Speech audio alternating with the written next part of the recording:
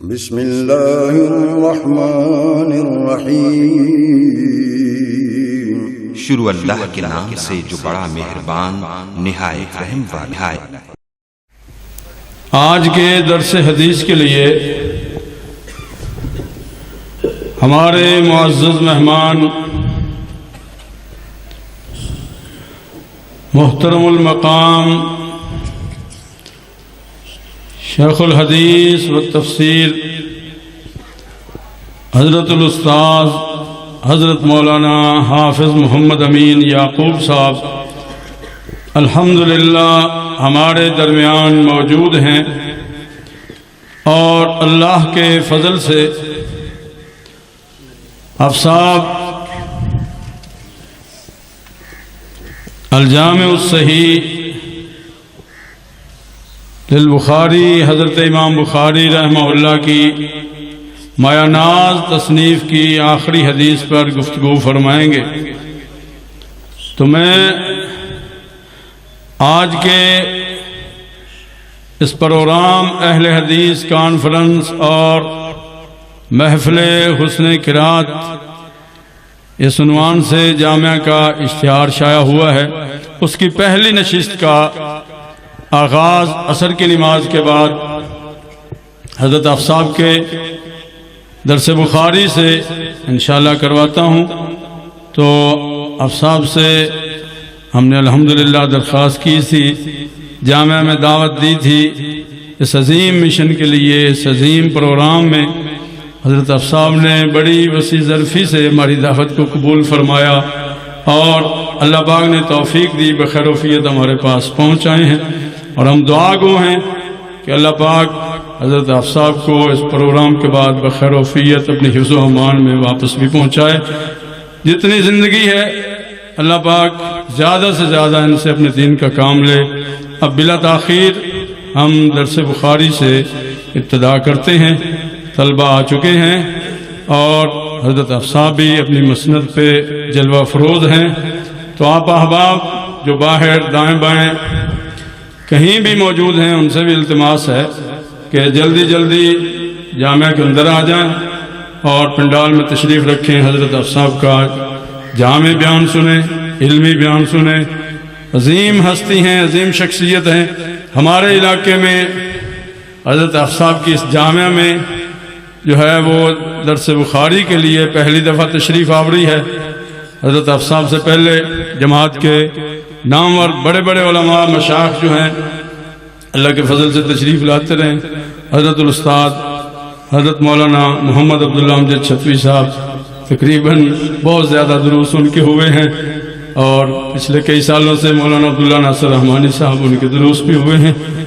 جو بزرگ اس دنیا سے جا چکے ہیں اللہ ان کی مغفرت فرمائے، درجات بلند فرمائے، ان کی خدمات حسنات اللہ قبول فرمائے، اور جو اس مشن پر چل رہے ہیں اللہ رب العالمین سب کو کامیاب و کامران فرمائے، سب کی محنت کوشش مساعی اپنی بارگاہ میں قبول فرمائے۔ اب حضرت افصاب سے میں درخواست گزار ہوں کہ اپنے درس کی جو ہے وہ ابتدا کریں۔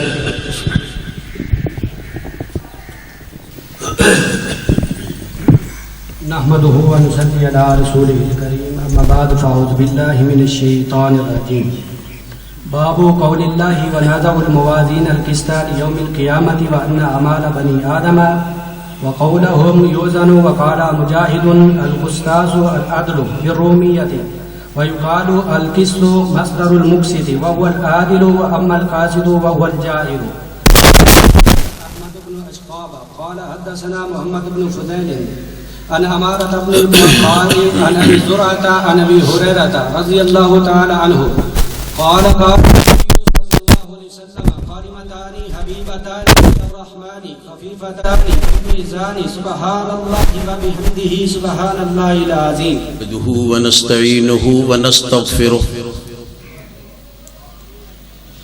ونعوذ بالله من شرور أنفسنا ومن سيئات أعمالنا، من يهده الله فلا مضل له ومن يضلله فلا هادي له، وأشهد أن لا إله إلا الله وحده لا شريك له، وأشهد أن محمدا عبده ورسوله اللهم صل على محمد وعلى آل محمد كما صليت على إبراهيم وعلى آل إبراهيم إنك حميد مجيد اللهم بارك على محمد وعلى آل محمد كما باركت على إبراهيم وعلى آل إبراهيم إنك حميد مجيد أما بعد فإن خير الحديث كتاب الله وخير الهدي هدي محمد صلى الله عليه وسلم وشر الأمور محدثاتها وكل محدثة بدعة وكل بدعة ضلالة وكل ضلالة في النار فأعوذ بالله السميع العليم من الشيطان الرجيم بسم الله الرحمن الرحيم يا أيها الناس اتقوا ربكم الذي خلقكم من نفس واحدة وخلق منها زوجها وبث منهما رجالا كثيرا ونساء واتقوا الله الذي تساءلون به والأرحام إن الله كان عليكم رقيبا يا أيها الذين آمنوا اتقوا الله حق تقاته ولا تموتن إلا وأنتم مسلمون يا أيها الذين آمنوا اتقوا الله وقولوا قولا سديدا يصلح لكم أعمالكم ويغفر لكم ذنوبكم ومن يطع الله ورسوله فقد فاز فوزا عظيما صدق الله العظيم وصدق رسوله النبي الكريم ونحن على ذلك من الشاهدين والشاكرين والحمد لله رب العالمين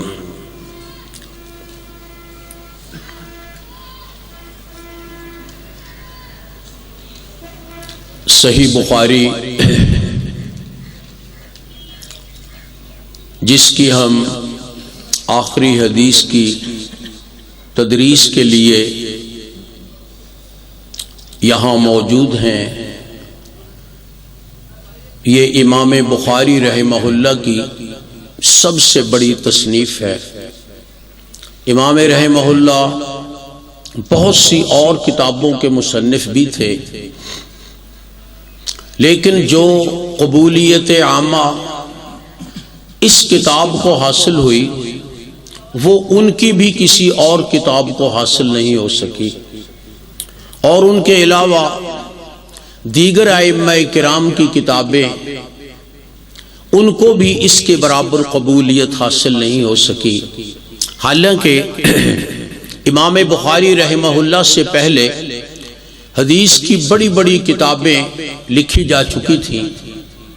امام احمد بن حنبل رحمۃ اللہ علیہ جو کہ امام بخاری کے عظیم استاد ہیں اور امام اہل سنہ کے لقب سے معروف ہیں، ان کی بڑی کتاب مسند امام احمد، بھئی یہ سامنے نہ کرو، ان بند کرو، کوئی فرق نہیں پہنتا، میری فوٹو نہ آئی باقی دی ہونی چاہیے دی، میں نہیں چاہتا انہوں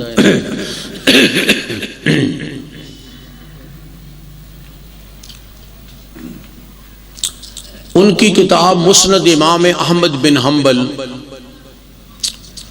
ایک عظیم کتاب ہے، احادیث کی تعداد کے لحاظ سے اور مرتبے کے لحاظ سے بھی 40,000 اس میں احادیث ہیں، جن میں 30,000 تو امام احمد بن حنبل رحمہ اللہ کی ہیں اور 10,000 ان کے بیٹے رحمہ اللہ سے منقول ہیں۔ یہ 40,000 احادیث والا عظیم ذخیرہ موجود تھا امام بخاری رحمہ اللہ کے استاد کی کتاب۔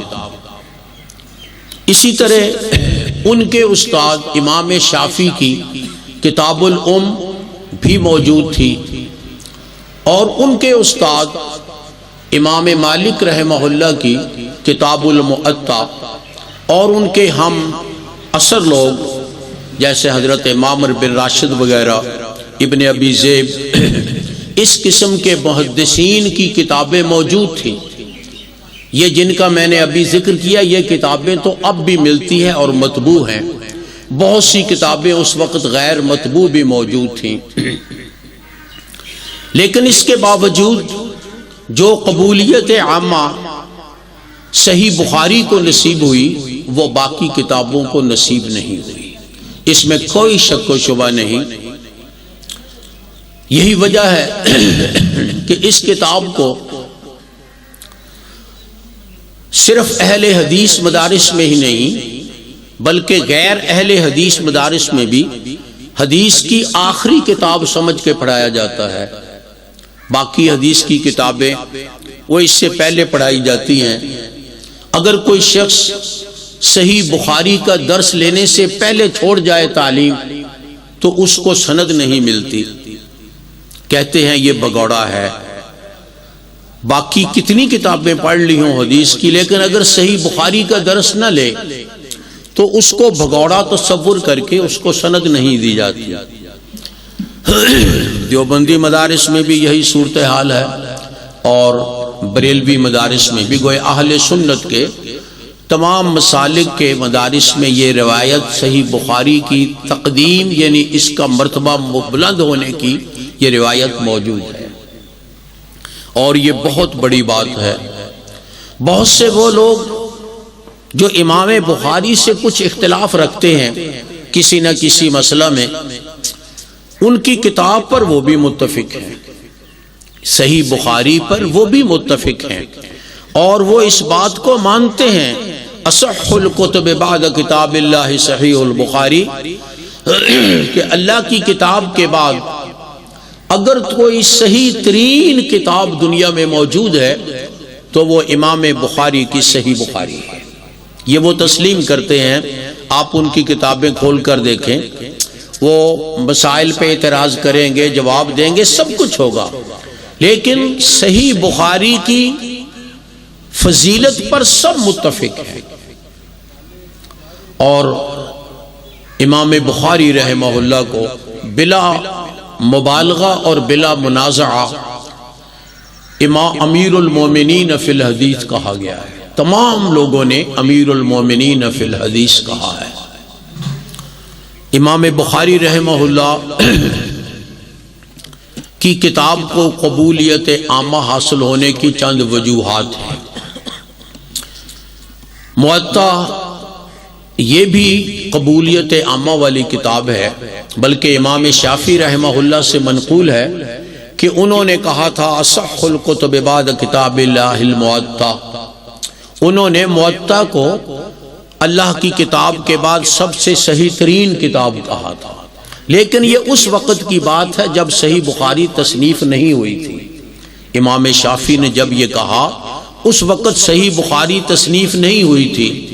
صحیح بخاری کی تصنیف کے بعد یہ مرتبہ اصح الکتب بعد کتاب اللہ کا سب اہل علم کے نزدیک صحیح بخاری کو ہی نصیب ہوا۔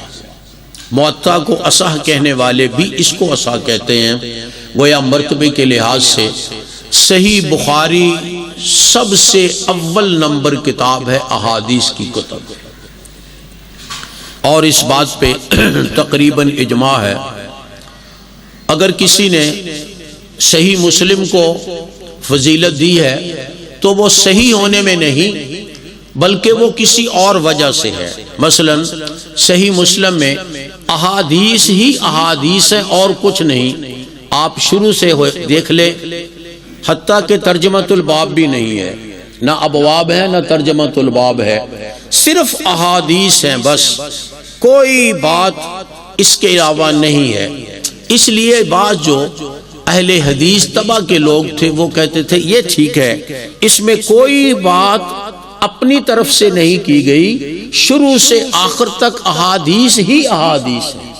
اس لحاظ سے انہوں نے صحیح مسلم کو فضیلت دی، لیکن صحت میں نہیں، بلکہ صرف اس بات میں کہ اس میں خالص حدیث ہے، خالص حدیث، جبکہ صحیح بخاری میں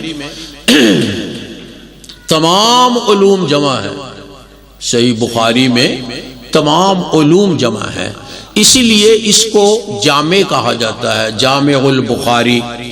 امام بخاری رحمہ اللہ نے اس کا نام جو رکھا تھا وہ ہے الجامع الصحیح المسند المختصر من امور رسول اللہ صلی اللہ علیہ وسلم وسننہ وایامہ۔ اس کو جامع سب سے پہلے کہا، الجامع الصحیح المسند، اگرچہ بعض نے الصحیح الجامع المسند بھی کہا ہے۔ بہر صورت یہ ہے جامع کتاب۔ مسلم کو کسی نے جامع نہیں کہا، مسلم کو کسی نے جامع نہیں کہا، صحیح مسلم ضرور کہا ہے، لیکن بخاری کو صحیح بخاری بھی کہا ہے اور جامع بخاری بھی کہا جاتا ہے، بلکہ احادیث کی کتابوں میں یہ واحد کتاب ہے جامع البخاری، جس کو صحیح معنی میں جامع کہا گیا، اگرچہ سنن ترمذی کو بھی جامع کہا گیا ہے، لیکن جو جامعیت صحیح بخاری میں پائی جاتی ہے وہ کسی اور کتاب میں نہیں ہے۔ اس میں حدیث کے علاوہ اصول حدیث بھی بیان ہے۔ آپ کتاب العلم کھولیں اس کتاب کا، کتاب العلم، تو کتاب العلم میں امام بخاری رحمہ اللہ نے اصول حدیث کے مسائل بیان کیے۔ علم حاصل کرنے کے کتنے طریقے ہیں، مثلا یہ ایک مسئلہ ہے اصول حدیث کا، ایک تو یہ ہے استاد پڑھے شاگرد سنے، اس کو تحدیث کہا جاتا ہے یا سماع کہا جاتا ہے، اور ایک ہے کہ شاگرد پڑھے استاد سنے، جیسے انہوں نے حدیث پڑھی اور میں نے سنی اور اس کی تصدیق کی، ایک یہ طریقہ ہے، اس کو عرض کہا جاتا ہے یا قرات کہا جاتا ہے، یہ دوسرا طریقہ ہے۔ تیسرا طریقہ اجازت والا ہے کہ اجازت لی جائے کسی محدث سے اس کی کتاب کی، پڑھے بغیر سنائے بغیر، یہ تیسرا طریقہ ہو گیا۔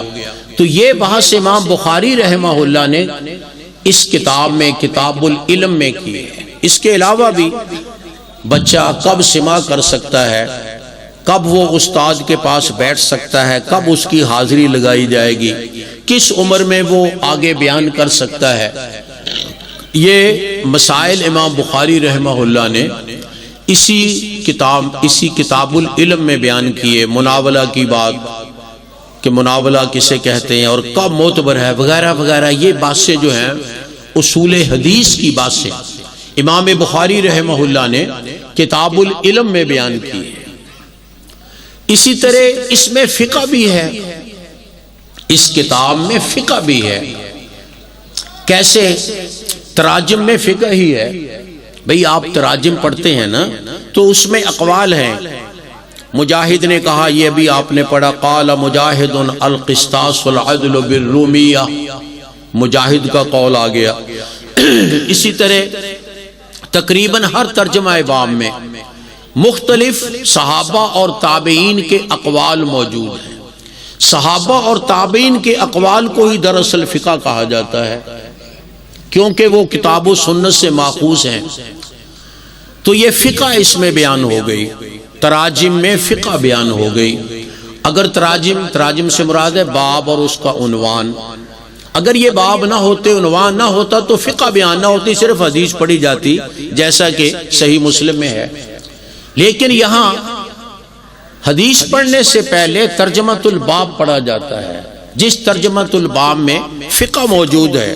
فلاں صحابی نے، ابو الدرداء نے فرمایا، ابن عباس نے فرمایا، ابو ہریرہ نے فرمایا، اسی طرح ان کے شاگرد تابعین اعظام، ان کے اقوال یہاں ذکر ہیں۔ تو اس کا نام ہے فقہ۔ گویا صحیح بخاری میں صرف حدیث نہیں، حدیث کے ساتھ اصول حدیث ہے اور پھر اس کے ساتھ فقہ ہے، جس میں باقاعدہ استنباط کا طریقہ سکھایا گیا۔ بھئی باب میں ایک ترجمہ قائم کیا، آگے حدیث لائے، بسا اوقات اس حدیث کا تعلق سمجھ نہیں آتا ترجمۃ الباب سے. یہ استاد بیان کریں گے، شارحین نے بیان کی ہیں یہ باتیں.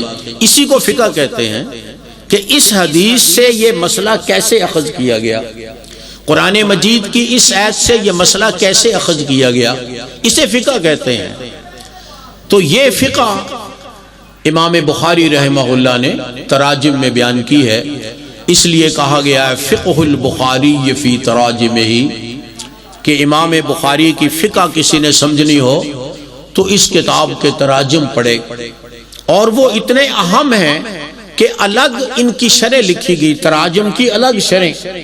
یہ آپ کے اس کتاب کے شروع میں، پہلی جلد کے شروع میں شاہ ولی اللہ رحمۃ اللہ علیہ کا ایک رسالہ لکھا گیا ہے، وہ تراجم کی شرح میں ہی ہے. اس کے علاوہ بھی صرف تراجم کی شرح میں الگ تفسیریں اپنی شرح لکھی گئی. فقہ کے ساتھ پھر اصول فقہ بھی بیان کیے ہیں. اصول فقہ کتاب الاعتصام بالکتاب والسنہ، یہ نکال لیں، کتاب الاعتصام بالکتاب والسنہ، کتاب و سنت کو مضبوطی سے پکڑنے اور اختیار کرنے کی کتاب. اس میں اصول فقہ بیان کیے. خبر واحد حجت ہے یا نہیں؟ ہمارے نزدیک خبر واحد حجت ہے، اور ہر مسلمان کے نزدیک خبر واحد حجت ہے. ہم خبر واحد مانتے ہیں. ایک مؤذن اذان کہتا ہے، ہم اس کی اذان پہ مسجد آ جاتے ہیں اور نماز پڑھتے ہیں. کسی نے نہیں کہا 2 یا 3 یا 4 مؤذن اذان کہا کریں. کسی دور میں یہ رواج تھا، مسجد نبوی میں 4 مؤذن بیک وقت 4 میناروں میں اذان کہتے تھے، لیکن اس کی یہ وجہ نہیں تھی. اس کی وجہ صرف آواز کو اونچا کرنا تھا. ایک مؤذن اذان کہتا ہے، ہم اس کی اذان پہ نماز پڑھتے ہیں، ہم اس کی اذان پہ روزہ رکھتے ہیں، ہم اس کی اذان پہ روزہ افطار کرتے ہیں. تو خبر واحد معتبر ہے. کوئی شخص بھی ایسا نہیں جو کہے نہیں جی جب تک 2 آدمی اذان نہیں کہیں گے میں روزہ نہیں کھولوں گا مثلا. ایسے نہیں ہوتا ہے. خبر واحد کو ہر مسلمان مانتا ہے، خبر واحد کو ہر مسلمان مانتا ہے. ہاں جب تقابل آ جائے احادیث میں وہ الگ بات ہے، وہاں پھر ترجیح ہوگی مشہور روایت کو مثلا، وہ تو کوئی بڑی بات نہیں. لیکن خبر واحد حجت ہے، یہ مسئلہ بیان کیا. اس کے علاوہ امر کس کے لیے آتا ہے، نہیں کا کیا مفاد ہے، نہیں سے کیا حاصل ہوتا ہے، مثلا یہ چیزیں جو اصول فقہ میں بیان ہے، اصول شاشی میں بیان ہے، نور الانوار میں بیان ہے، توضیح تلوی میں بیان ہے. یہ اصول فقہ کی کتابوں میں جو مسائل بیان ہیں، امام بخاری رحمہ اللہ نے کتاب الاعتصام بالکتاب والسنہ اور کتاب و اخبار الاحاد وغیرہ میں وہ تمام مسائل بیان کیے ہیں. گویا اس میں حدیث کے ساتھ اصول حدیث اور فقہ کے ساتھ اصول فقہ ہے. اور پھر اس میں عقائد بھی ہیں، عقائد بھی بیان کیے گئے ہیں اس کتاب میں. یہ جو آخری باب ہے، آخری کتاب ہے، باب نہیں آخری کتاب ہے، جس کو کتاب التوحید کہا جاتا ہے، مختصر طور پر کتاب التوحید. ویسے ہمارے اس نسخہ میں اس کا نام لکھا ہوا ہے کتاب الرد علی الجہمیۃ وغیرہم التوحید. ہمارے یہاں آپ کتاب کا نکالیں گے تو یہ نام لکھا ہے کتاب الرد علی الجہمیۃ وغیرہم التوحید. مختصر سے کتاب التوحید کہہ دیتے ہیں کیونکہ توحید یا تو الرد کا بدل بنتا ہے، جہمیہ وغیرہ کا رد یعنی توحید کا رد، نہ توحید رد سے بدل بن گیا، توحید کا بیان. یا یہ مفعول بنتا ہے رد کا، کتاب الرد علی الجہمیۃ وغیرہم التوحید، یعنی توحید پہ نصب ہے. کیا معنی؟ رد کرنا جہمیہ اور دوسرے گمراہ فرقوں کر ان کی توحید کو، التوحید الف لام مضاف الیہ کے بجائے توحیدہم، توحیدہم ان کی توحید کو رد کرنا ہے جو وہ توحید کے نام پہ پیش کرتے ہیں. توحید کے نام پر جہمیہ نے کیا پیش کیا؟ جس کو ہم وحدت الوجود کہتے ہیں، یہ جہمیہ کی پھیلائی ہوئی بات ہے، وحدت الوجود، کہ اس جہان میں صرف ایک وجود ہے، وہ ہے اللہ، بس اس کے علاوہ کوئی موجود نہیں۔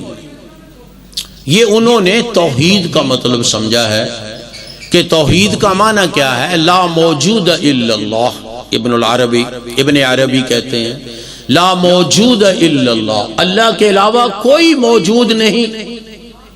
حالانکہ توحید اس کا نام نہیں ہے کہ اللہ کے علاوہ کوئی موجود نہیں، اللہ کے علاوہ اللہ کے رسول موجود ہیں، فرشتے موجود ہیں، کتنی مخلوقات موجود ہیں، یہ کیسے کہہ سکتے ہیں لا موجود الا اللہ؟ یہ غلط بات ہے۔ محدثین نے اس کی تردید کی کہ نہیں، توحید کیا ہے؟ لا الہ الا اللہ، اللہ کے علاوہ کوئی معبود نہیں، یہ توحید ہے، نہ کہ یہ توحید ہے کہ اللہ کے علاوہ کوئی موجود نہیں۔ یہ تو غلط بات ہے، اللہ کے علاوہ تو بے شمار موجودات ہیں۔ تو یہ جہمیہ نے، معتزلہ نے، اسی طرح دوسرے گمراہ فرقوں نے، جن میں خوارج وغیرہ آ جاتے ہیں، روافض آ جاتے ہیں، انہوں نے ایک الگ توحید پیش کر دی جس نے دین کو بگاڑ دیا۔ اب یہ وحدت الوجود یہ بھی دین کو بگاڑنے والی بات ہے۔ جب ہے ہی ایک موجود، صرف اللہ، اللہ کے علاوہ کوئی موجود نہیں، تو پھر نہ کوئی حکم دینے والا رہا، نہ کوئی مکلف رہا۔ العبد حق والرب حق، العبد حق والرب حق، الرب حق والعبد حق، فلست ادری من المکلف۔ یہ یہی کہہ رہے ہیں وحدت الوجود والے ہی، بھئی بندہ بھی حق ہے، اللہ بھی حق ہے، کیونکہ ہے تو صرف ایک اللہ، بندہ بھی اللہ تعالیٰ کے ایک پر تو ہے، جتنی مخلوقات ہیں سب کی سب۔ العبد حق والرب حق فلست ادری من المکلف۔ وہ کہتا ہے میں نہیں جانتا مکلف کون ہے۔ کیوں؟ ان قلت رب فہو حق وان قلت عبد فانا یکلف۔ بھئی اگر تم کہو کہ رب مکلف ہے تو وہ تو مکلف نہیں ہو سکتا، وہ تو حق ہے، رب تو مکلف نہیں ہو سکتا۔ اور اگر تم کہو بندہ مکلف ہے، فانا یکلف، جس کا وجود ہی نہیں وہ مکلف کیسے ہو سکتا ہے؟ کتنا غلط نتیجہ نکال لیا اس وحدت الوجود سے، اور اس کو توحید بنا کر پیش کیا انہوں نے کہ یہ توحید ہے۔ تو اس کا نتیجہ کیا ہے کہ نہ کوئی مکلف ہے اور نہ کوئی حکم دینے والا ہے۔ ان لوگوں میں ایسے لوگ بھی تھے جو نعوذ باللہ کسی کتے کے بھونکنے کی آواز سن کر بھی کہتے ہیں یا اللہ میں آیا کتے کو۔ کیوں؟ جب اللہ کے علاوہ کوئی موجود نہیں، جو ہے وہ اللہ تعالیٰ کی ہی کوئی، اس کو پرتو کہہ لیں، شکل کہہ لیں، صورت جو بھی کہیں، وہ ہے۔ کوئی اللہ کی رحمت کا پرتو ہے، کوئی اللہ تعالیٰ کے غضب کا پرتو ہے، کوئی اور اس طرح۔ جب یہ بات ہے تو پھر سب کچھ اللہ ہو گیا، تو پھر وہ کتے کی آواز پہ بھی الحق الحق کہا کرتے تھے، کتے کی آواز پر۔ کیوں؟ وہ کہتے تھے یہ کتا بھی کسی حساب سے اللہ کا اللہ ہے۔ تو یہ اس قسم کی توحید تو اللہ کے نبی نے نہیں سکھائی، اس قسم کی توحید اللہ کے نبی نے نہیں سکھائی، صحابہ نے نہیں سکھائی، تابعین نے نہیں سکھائی، اور یہی ادوار ہیں جن کی تعریف کر کے ان کو خیر القرون کہا گیا ہے۔ جب ان ادوار میں یہ تعریف یہ نہیں تھی توحید، تو بعد میں ایسی توحیدیں بنانے والے وہ سب گمراہ لوگ ہیں۔ یاد رکھیے، جو شخص صحابہ اور تابعین سے باہر جاتا ہے وہ گمراہ شخص ہے، اس بات کو اچھی طرح سمجھ لیں۔ یہ نہیں ہے کہ ہم قرآن و حدیث کے سمجھنے میں آزاد ہیں، جیسے مرضی سمجھیں، نہیں، یہ تو گمراہ ہو جائیں گے۔ جو لوگ اپنے آپ کو اہل قرآن کہتے ہیں اور وہ حدیث کا انکار کرتے ہیں، وہ یہی تو کہتے ہیں کہ ہم قرآن کو جیسے مرضی سمجھیں، لغت سامنے رکھیں گے اور لغت سامنے رکھ کر ہم اس کا مطلب بیان کریں گے قرآن کا۔ عربی میں ہے یہ قرآن، تو عربی لغات سامنے رکھیں، عربی سے پتہ چل جائے گا صلاۃ کا کیا معنی ہے، زکوٰۃ کا کیا معنی ہے، حج کا کیا معنی ہے، وہ یہ معنی لیتے ہی نہیں جو احادیث میں وہ صلاۃ کا کوئی اور معنی، حتیٰ کہ بعض لوگوں نے صلاۃ کا معنی رقص بھی مراد لیا ہے، صلاۃ کا معنی ناچنا، رقص۔ کیوں؟ لغت میں آئیں گے تو لغت تو کتنے ہی راستے دکھائے گی۔ کہتے ہیں صلاۃ یہ تحریک السلوین سے مشتق ہے، تحریک السلوین اپنے چوتڑوں کو حرکت دینا، تو ظاہر ہے جیسی بہترین حرکت رقص میں ہوتی ہے وہ کسی اور میں تو نہیں ہوگی، اس لیے انہوں نے اس کا معنی رقص کر لیا، بعض لوگوں نے رقص کر لیا اس کا معنی۔ اسی طرح باقی الفاظ ہیں، تو یہ تو دین بگڑ جائے گا، بلکہ دین کا کچھ بھی باقی نہیں رہے گا اگر ہم آزاد کر دیں کہ جس طرح چاہو قرآن کو سمجھو۔ نہیں، قرآن کو اس طرح سمجھو جس طرح حضور اکرم صلی اللہ علیہ وسلم نے سمجھا ہے۔ یہ ہم اہل حدیث اور اہل سنت ہم اس بات کے داعی ہیں کہ قرآن کا وہی مطلب معتبر ہے جو جناب رسول اللہ صلی اللہ علیہ وسلم نے بیان فرمایا۔ ہم نہیں کہیں گے یہ قرآن کی آیت حدیث کے خلاف ہے، ہم نہیں کہیں گے قرآن کی آیت حدیث کی، نہیں، حدیث تو تفسیر ہے قرآن کی، حدیث کیسے خلاف ہو سکتی ہے قرآن کے؟ بھئی اللہ رسول کا کوئی جھگڑا تو نہیں ہے نا، آپس میں اللہ رسول کا کوئی جھگڑا نہیں ہے، تو مخالفت کیسے ہو سکتی ہے کہ قرآن یہ کہتا ہے حدیث یہ کہتی؟ نہیں، غلط ہے۔ قرآن کا وہی مطلب معتبر ہے جو صحیح احادیث میں جناب رسول اللہ صلی اللہ علیہ وسلم نے بیان فرما دیا، اور قرآن و حدیث کا وہی مطلب معتبر ہے جو صحابہ کرام رضوان اللہ علیہم اجمعین نے بیان کیا۔ اچھی طرح سمجھ لیں، اگر کوئی شخص قرآن کی کسی آیت سے یا کسی حدیث سے ایسا معنی اخذ کرتا ہے جو صحابہ اور تابعین سے نہیں آتا، وہ گمراہ ہے، گمراہ ہے، گمراہ ہے۔ قرآن کہتا ہے ان آمنوا بمثل ما آمنتم به فقد اهتدوا، اگر لوگ اس طرح ایمان لائیں گے اے صحابہ جس طرح تم ایمان لائے ہو، پھر ہدایت کی ہوگی۔ وَإِن تَوَلَّوْا فَإِنَّمَا هُمْ فِي شِقَاقٍ، اگر وہ اس سے اعراض کریں صحابہ کے مسلک سے، صحابہ سے، فرمایا وہ تو پھر اللہ اور اس کے رسول کے مخالف ہیں۔ فَهُمْ فِي شِقَاقٍ فَسَيَكْفِيكَهُمُ اللَّهُ۔ اس لیے اچھی طرح یہ بات سمجھ لیں کہ ہمیں اجازت نہیں ہے قرآن و حدیث کا کوئی ایسا مطلب لینے کی جو صحابہ اور تابعین سے منقول نہ ہو۔ جس طرح قرآن مجید کی تفسیر حدیث سے لیں گے، اپنی طرف سے نہیں بنائیں گے، ایسے ہی احادیث کی توضیح و تشریح ہم صحابہ اور تابعین کے اقوال سے کریں گے۔ اور یہی وجہ ہے امام بخاری رحمہ اللہ نے احادیث سے پہلے صحابہ تابعین کے اقوال بیان کیے ہیں۔ کوئی شخص ان سے مستغنی نہیں ہو سکتا ہے، کوئی شخص صحابہ تابعین کے اقوال سے مستغنی نہیں ہو سکتا ہے۔ اللہ کے رسول صلی اللہ علیہ وسلم نے ان ادوار کو خیر القرون کا نام دے کر ان کی فضیلت ظاہر کر دی ہے۔ اس لیے یاد رکھیے اہل السنہ اپنے آپ کو کیا کہتے ہیں؟ اہل السنت والجماعہ، سنت والے اور جماعت والے۔ جماعت کا معنی جماعت صحابہ و تابعین، اور کوئی جماعت نہیں، یاد رکھیے اہل السنت والجماعہ، جماعت کا معنی جماعت الصحابہ والتابعین۔ اسی طرح ہم اہل حدیث اپنے آپ کو اہل حدیث کہتے ہیں، لیکن ہم سلفی بھی کہتے ہیں اپنے آپ کو۔ اور سلف کون ہیں؟ صحابہ و تابعین۔ یاد رکھیے ہم اہل حدیث بھی اس طرح آزاد نہیں ہیں کہ کسی حدیث کا جو مطلب چاہیں صحابہ کرام کے استنباط کے خلاف بیان کر دیں، صحابہ کا ایک بات پہ اجماع ہو، ہم کہیں نہیں جی یہ حدیث تو یہ کہتی ہے۔ نہیں، جو صحابہ کہیں گے وہ حدیث کا مطلب ہوگا اگر صحابہ کا اتفاق ہے کسی بات کا۔ یاد رکھیں اچھی طرح، قرآن کو حدیث کے بغیر نہیں سمجھا جا سکتا، اور حدیث کو صحابہ کے بغیر، تابعین کے بغیر نہیں سمجھا جا سکتا۔ یہی فرق ہے گمراہ فرقوں میں اور سنی فرقوں یعنی اہل سنت میں، یہی فرق ہے۔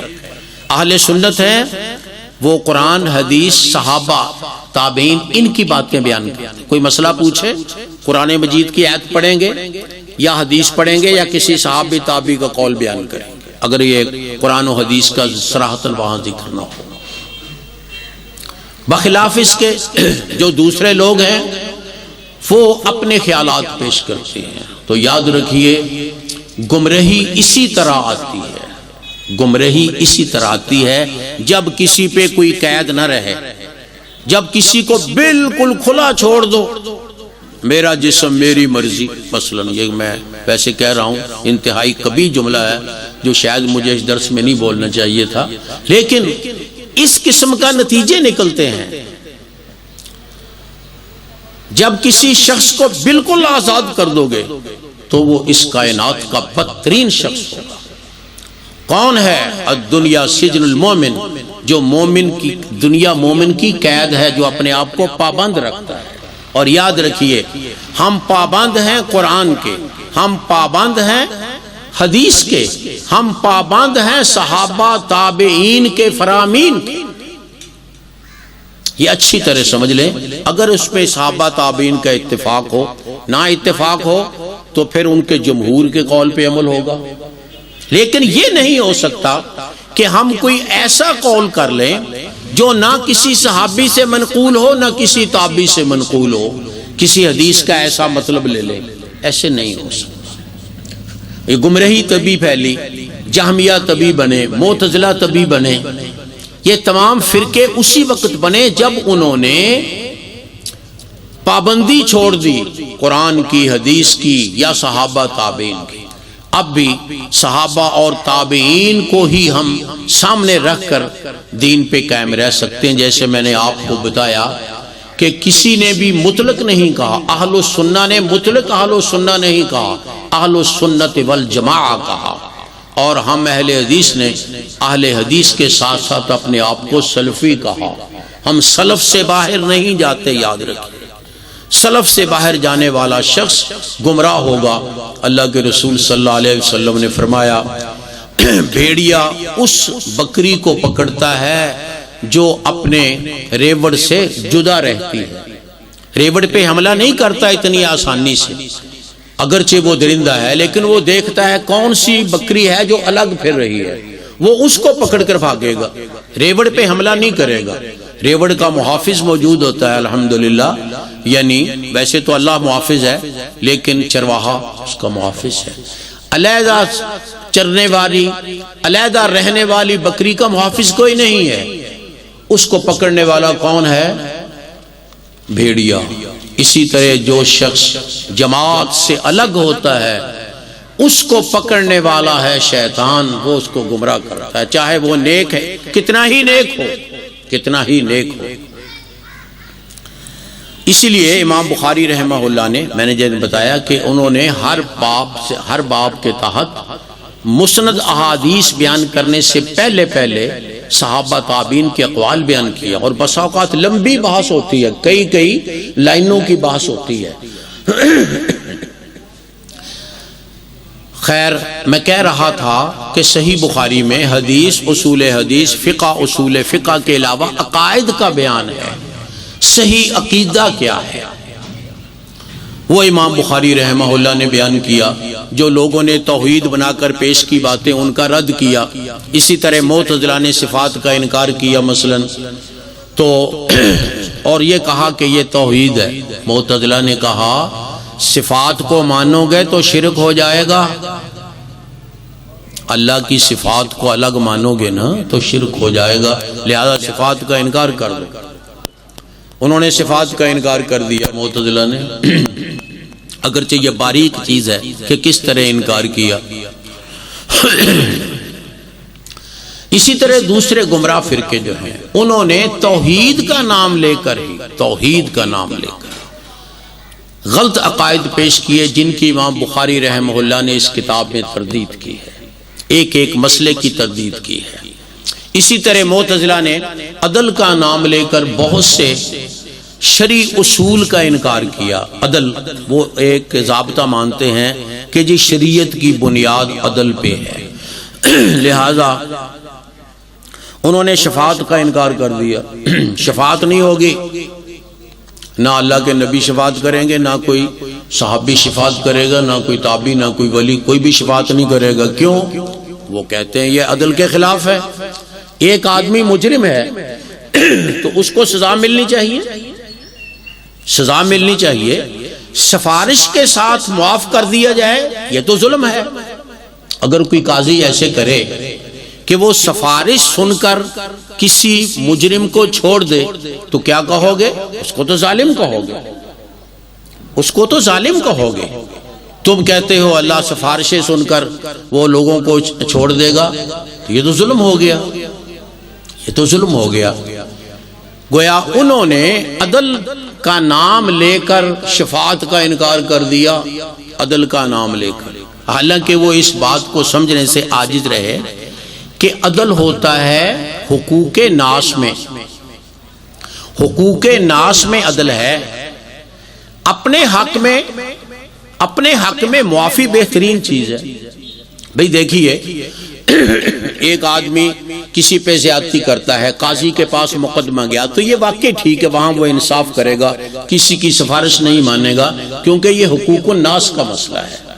لیکن اگر کسی نے مجھے گالی دی ہے، مجھے گالی دی ہے، مجھے تھپڑ مارا ہے، تو کیا میں معاف نہیں کر سکتا؟ معاف کرنا تو افضل ہے۔ یہ غلط بات ہے کہ مجرم کو لازماً سزا ملنی چاہیے، شفاعت کہو گے تو مجرم کو سزا نہیں ملے گی، عدل کے خلاف ہے، یہ غلط بات ہے۔ حقوق الناس میں ایسے ہی ہے، اس میں اللہ تعالیٰ بھی معاف نہیں کریں گے، نہ حقوق الناس کے بارے میں کوئی سفارش کرے گا۔ ایک آدمی آپ کے پاس آیا، اے اللہ کے رسول، میں اگر لڑائی کروں اللہ کے راستے میں اور مارا جاؤں لڑتا لڑتا، کیا میرے سب گناہ معاف ہو جائیں گے؟ فرمایا ہاں تیرے سب گناہ معاف ہو جائیں گے۔ ابھی وہ دور نہیں گیا تھا، آپ کے پاس فرشتہ آ گیا، حضرت جبریل علیہ السلام، جی لوگوں کا حق کس کو بتا دیں وہ معاف نہیں ہو۔ آپ نے بلایا، واپس آؤ بھائی، دوبارہ سوال کرو۔ اس نے دوبارہ سوال کیا، آپ نے فرمایا ہاں تجھے تیرے گناہ معاف ہو جائیں گے الا الدین، مگر کسی کا حق نہیں معاف ہو۔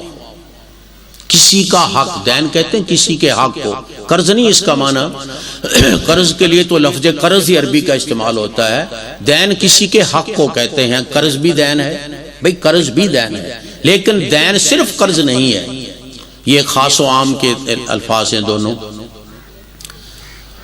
اللہ تعالیٰ بھی حقوق ناس معاف نہیں کریں گے، کسی اس کو راضی کریں گے۔ اگر کہیں آتا ہے کہ 100 اشخاص کے قاتل کو اللہ تعالیٰ نے جنت بھیج دیا، وہ کیسے بھیجا؟ وہ بھیجا ان کو راضی کر کے جو مقتول تھے۔ بھئی آخرت میں ہمیں کیا چاہیے؟ جنت میں جانا۔ تو اگر اللہ تعالیٰ کہیں بھی میں تمہیں جنت میں اپنے فضل سے بھیج دیتا ہوں، اس کو معاف کر دو، وہ معاف کر دیں تو ہمیں کیا اعتراض ہے؟ حقوق الناس خود معاف کرے آدمی، خود، کوئی حرج نہیں اس میں۔ اس کی کوئی نیکی اتنی بڑی ہو، مثلا توبہ اس نے ایسی کی ہے کہ وہ توبہ تمام گناہوں پہ حاوی ہو جائے، تو ظاہر ہے اس توبہ کی وجہ سے اللہ خوش ہوں گے۔ اور جس پہ اس نے ظلم کیا ہے، جسے اس نے قتل کیا ہے خدا نخواستہ، تو اسے کہیں گے بھئی تم اس کو کرو معاف، تم جنت میں جانا چاہتے ہو، میں تمہیں جنت میں بھیجتا ہوں، تو یہ تو اس بندے سے معافی لی جائے گی۔ حقوق الناس اللہ معاف نہیں کریں گے، اس کی معافی لوگوں سے ہی ہوگی۔ لہذا شفاعت کے ساتھ جانے کا مطلب یہ نہیں ہے کہ حقوق الناس معاف ہو جائیں گے، نہیں، حقوق اللہ معاف ہوں گے، حقوق اللہ۔ اور حقوق الناس وہ اللہ تعالیٰ اس طرح معاف کروائیں گے جیسے میں نے کہا ہے کہ اس کو راضی کر کے۔ اب اگر راضی کر دیں، مثال کے طور پر ایک آدمی کو کسی نے تھپڑ مارا ہے، شریعت کہتی ہے اس کو تھپڑ مارے، اسے قصاص کہتے ہیں، لیکن یہ ضروری نہیں قصاص۔ اگر اس کو راضی کر لیا جائے کہ بھئی میں نے جو تھپڑ مارا میں تجھے 1000 روپیہ، 10,000 روپیہ، 1,00,000 روپیہ دیتا ہوں، مجھے تھپڑ نہ مارو، وہ راضی ہو جائے تو شریعت کو کوئی اعتراض نہیں اس میں، وہ خود اس نے اپنا حق معاف کیا ہے۔ قصاص کے ساتھ دیت رکھی گئی ہے قتل میں بھی، قصاص کے ساتھ قتل میں دیت رکھی گئی ہے۔ اگر 100 اونٹ لے کے معاف کیا جا سکتا ہے تو کیا جنت لے کے نہیں معاف کیا جا سکتا؟ یہ بات سمجھنے کی ہے۔ شفاعت کا تعلق حقوق اللہ سے ہے، اور اللہ کے حقوق ذاتی ہیں اللہ کے، اللہ جس کو چاہے معاف کرے، یہی تو قرآن میں بیان ہے، یغفر لمن یشاء ویعذب من یشاء، اللہ جسے چاہے عذاب کرے چاہے معاف کرے۔ تو اگر اللہ اپنی مرضی سے معاف کر سکتا ہے تو کسی کے کہنے سے کیوں معاف نہیں کر سکتا؟ کسی نبی کے کہنے سے، کسی بڑے شخص کے کہنے سے، جبکہ احادیث میں کثرت کے ساتھ شفاعت کا ذکر ہے۔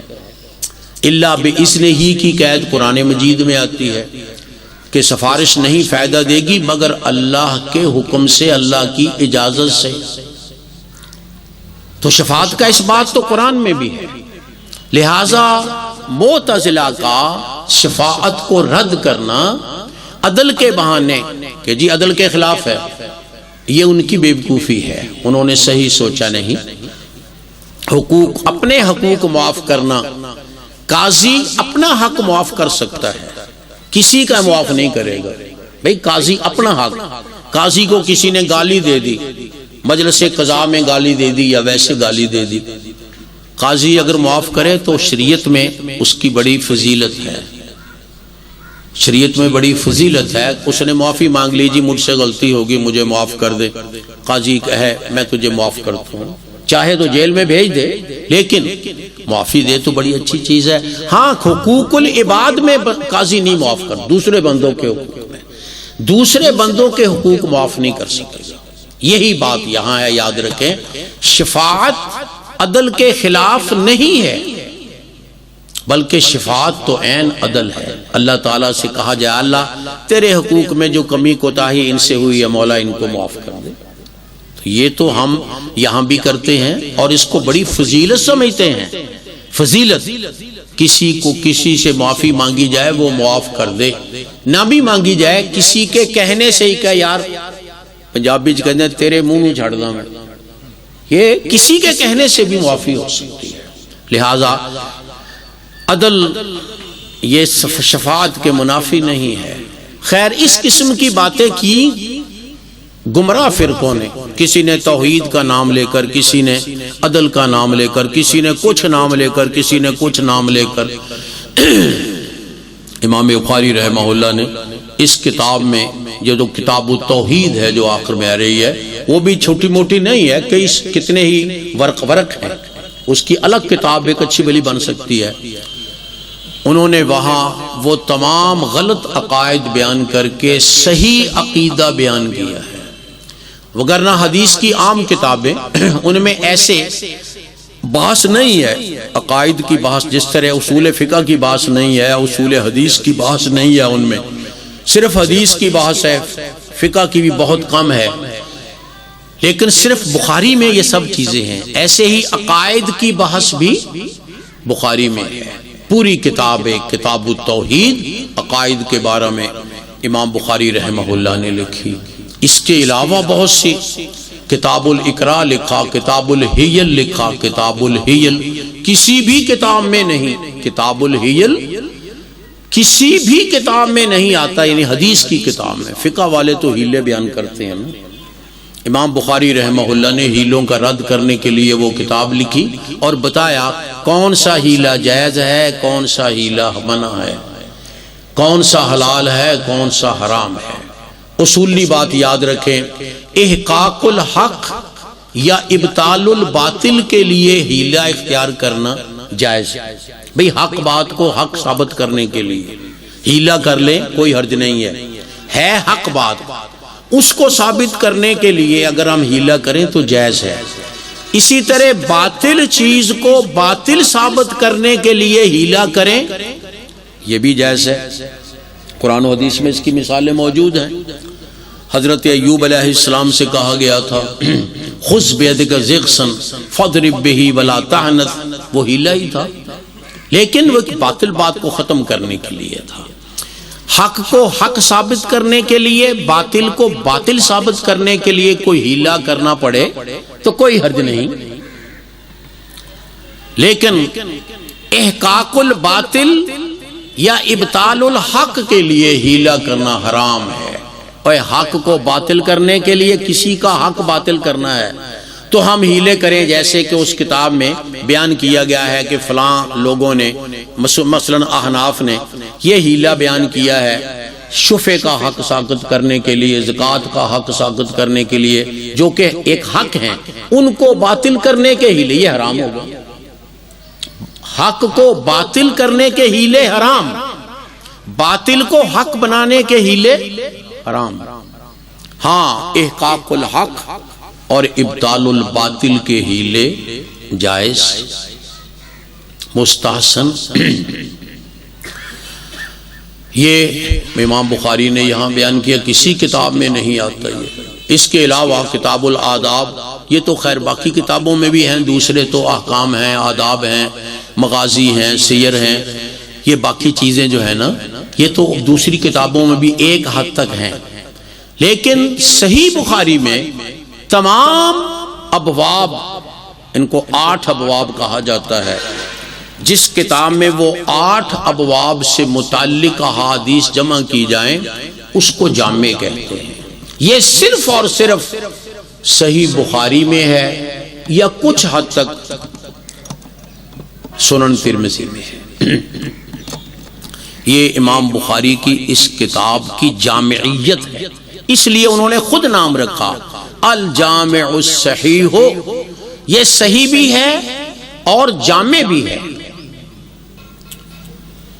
امام بخاری رحمہ اللہ نے اس کا تیسرا نام رکھا تھا المسند، یعنی نام تو ایک ہے، اس نام کے حصے ہیں، الجامع الصحیح المسند، مسند کے باسند روایت یہاں بیان کی جائے گی۔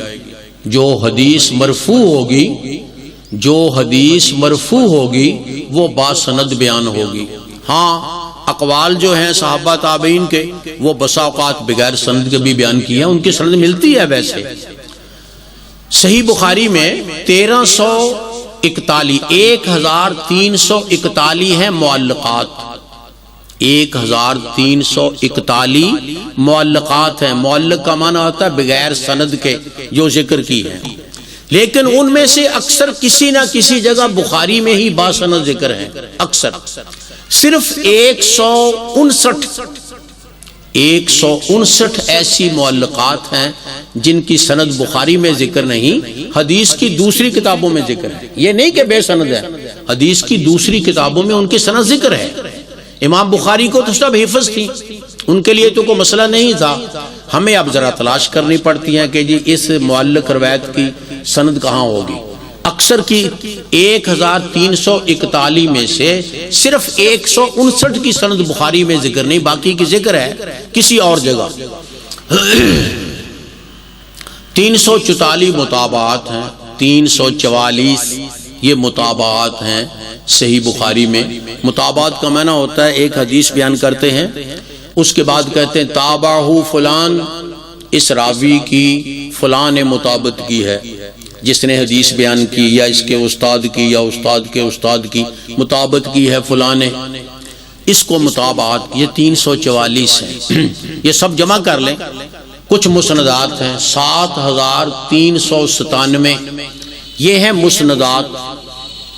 مسندات، معلقات اور توابع، ان توابع نہ کہیں متابعات کہیں، ان کو جمع کر لیں تو یہ 9082 حدیثیں بنتی ہیں۔ 9082 اس پوری کتاب میں 9082 احادیث ہیں۔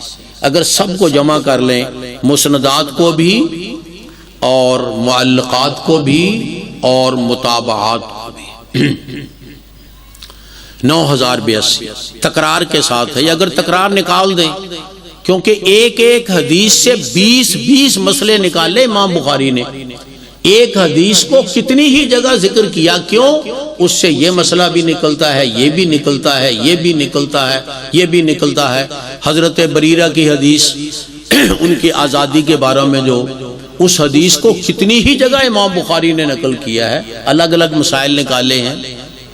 اسی طرح اور کئی احادیث ہیں جن کو بار بار بیان کیا گیا ہے 20 دفعہ تک۔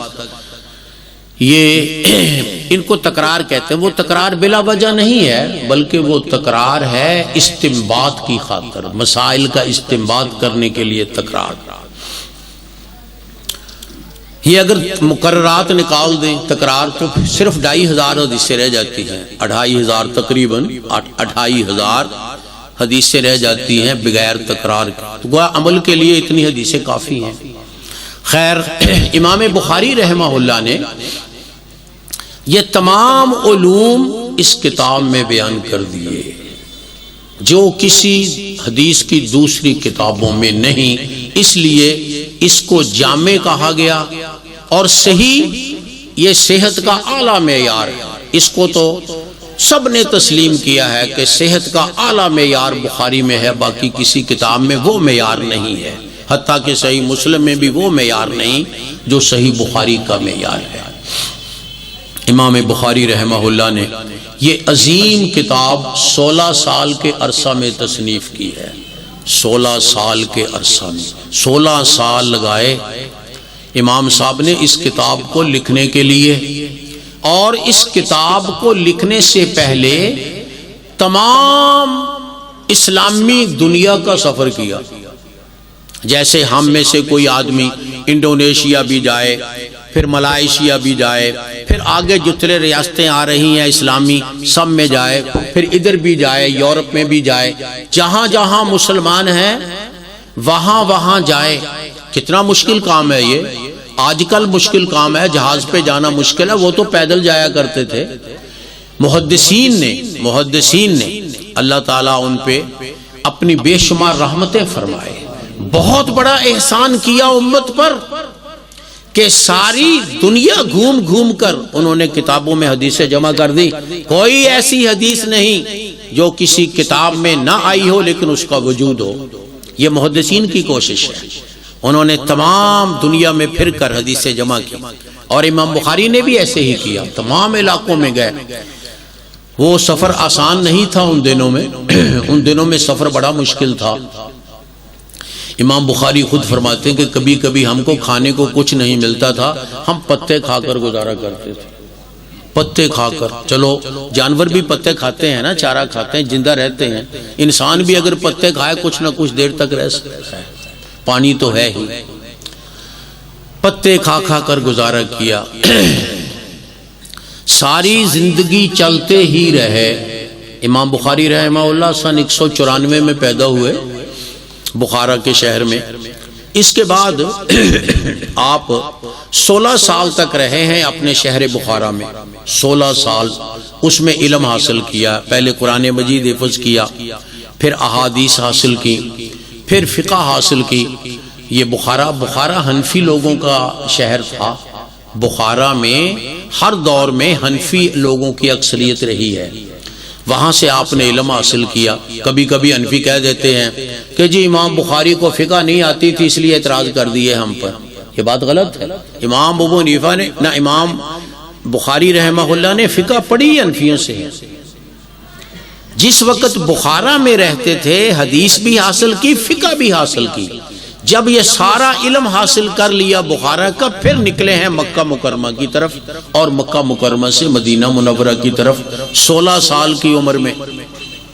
اب 16 سال سے لے کر امام بخاری رحمہ اللہ سن 256 میں فوت ہوتے ہیں. 62 سال تقریباً ان کی عمر بنتی ہے. 16 نکال دیں 62 میں سے 62 میں سے 16 نکال دیں تو 46 سال بنتے ہیں. ان 46 سال میں چلتے پھرتے ہی رہے، کبھی کسی شہر میں کبھی کسی شہر میں. پہلے حدیثیں جمع کرنے کے لیے، پھر حدیثوں کی تدوین کے لیے، اور پھر اس کتاب کی تعلیم تدریس کے لیے، وہ کتاب کا درس دینے کے لیے.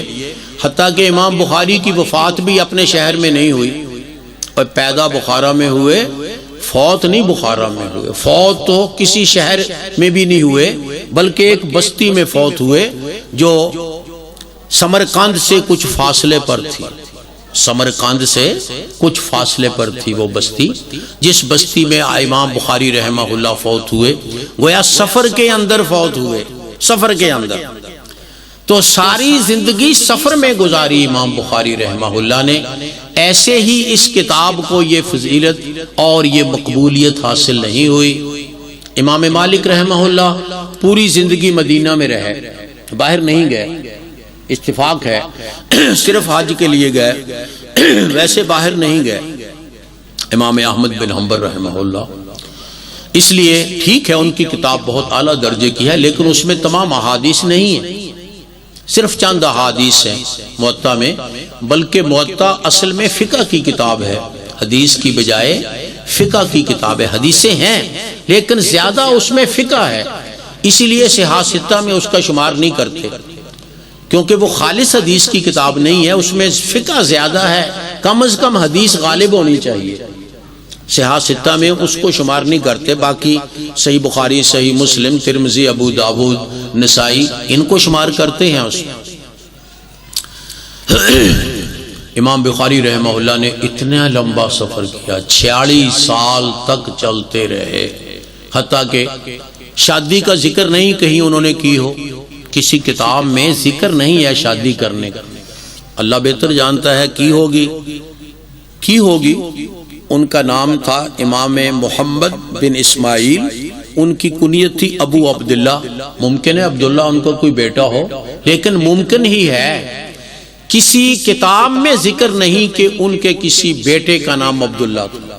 باقی رہی کنیت ابو عبداللہ، کنیت تو بغیر بیٹے کے بھی رکھی جا سکتی ہے۔ حضور اکرم صلی اللہ علیہ وسلم نے حضرت انس کے ایک بھائی کی کنیت رکھی ابو عمیر، ابھی وہ بالکل بچہ تھا، ابو عمیر کنیت رکھی اس کی، یا ابا عمیر ما فعل النغیر، مشہور حدیث ہے۔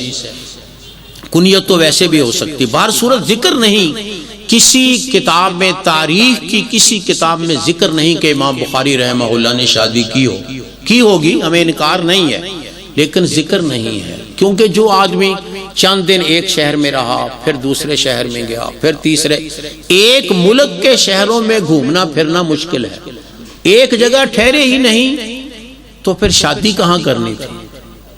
پوری زندگی اس علم حدیث کی خدمت میں صرف کی، اس لیے اللہ تعالیٰ نے ان کو اجر عظیم عطا فرمایا کہ سب محدثین سے بڑھ کر ان کو اور ان کی کتاب کو قبولیت عامہ عطا فرمائی اللہ تعالیٰ نے۔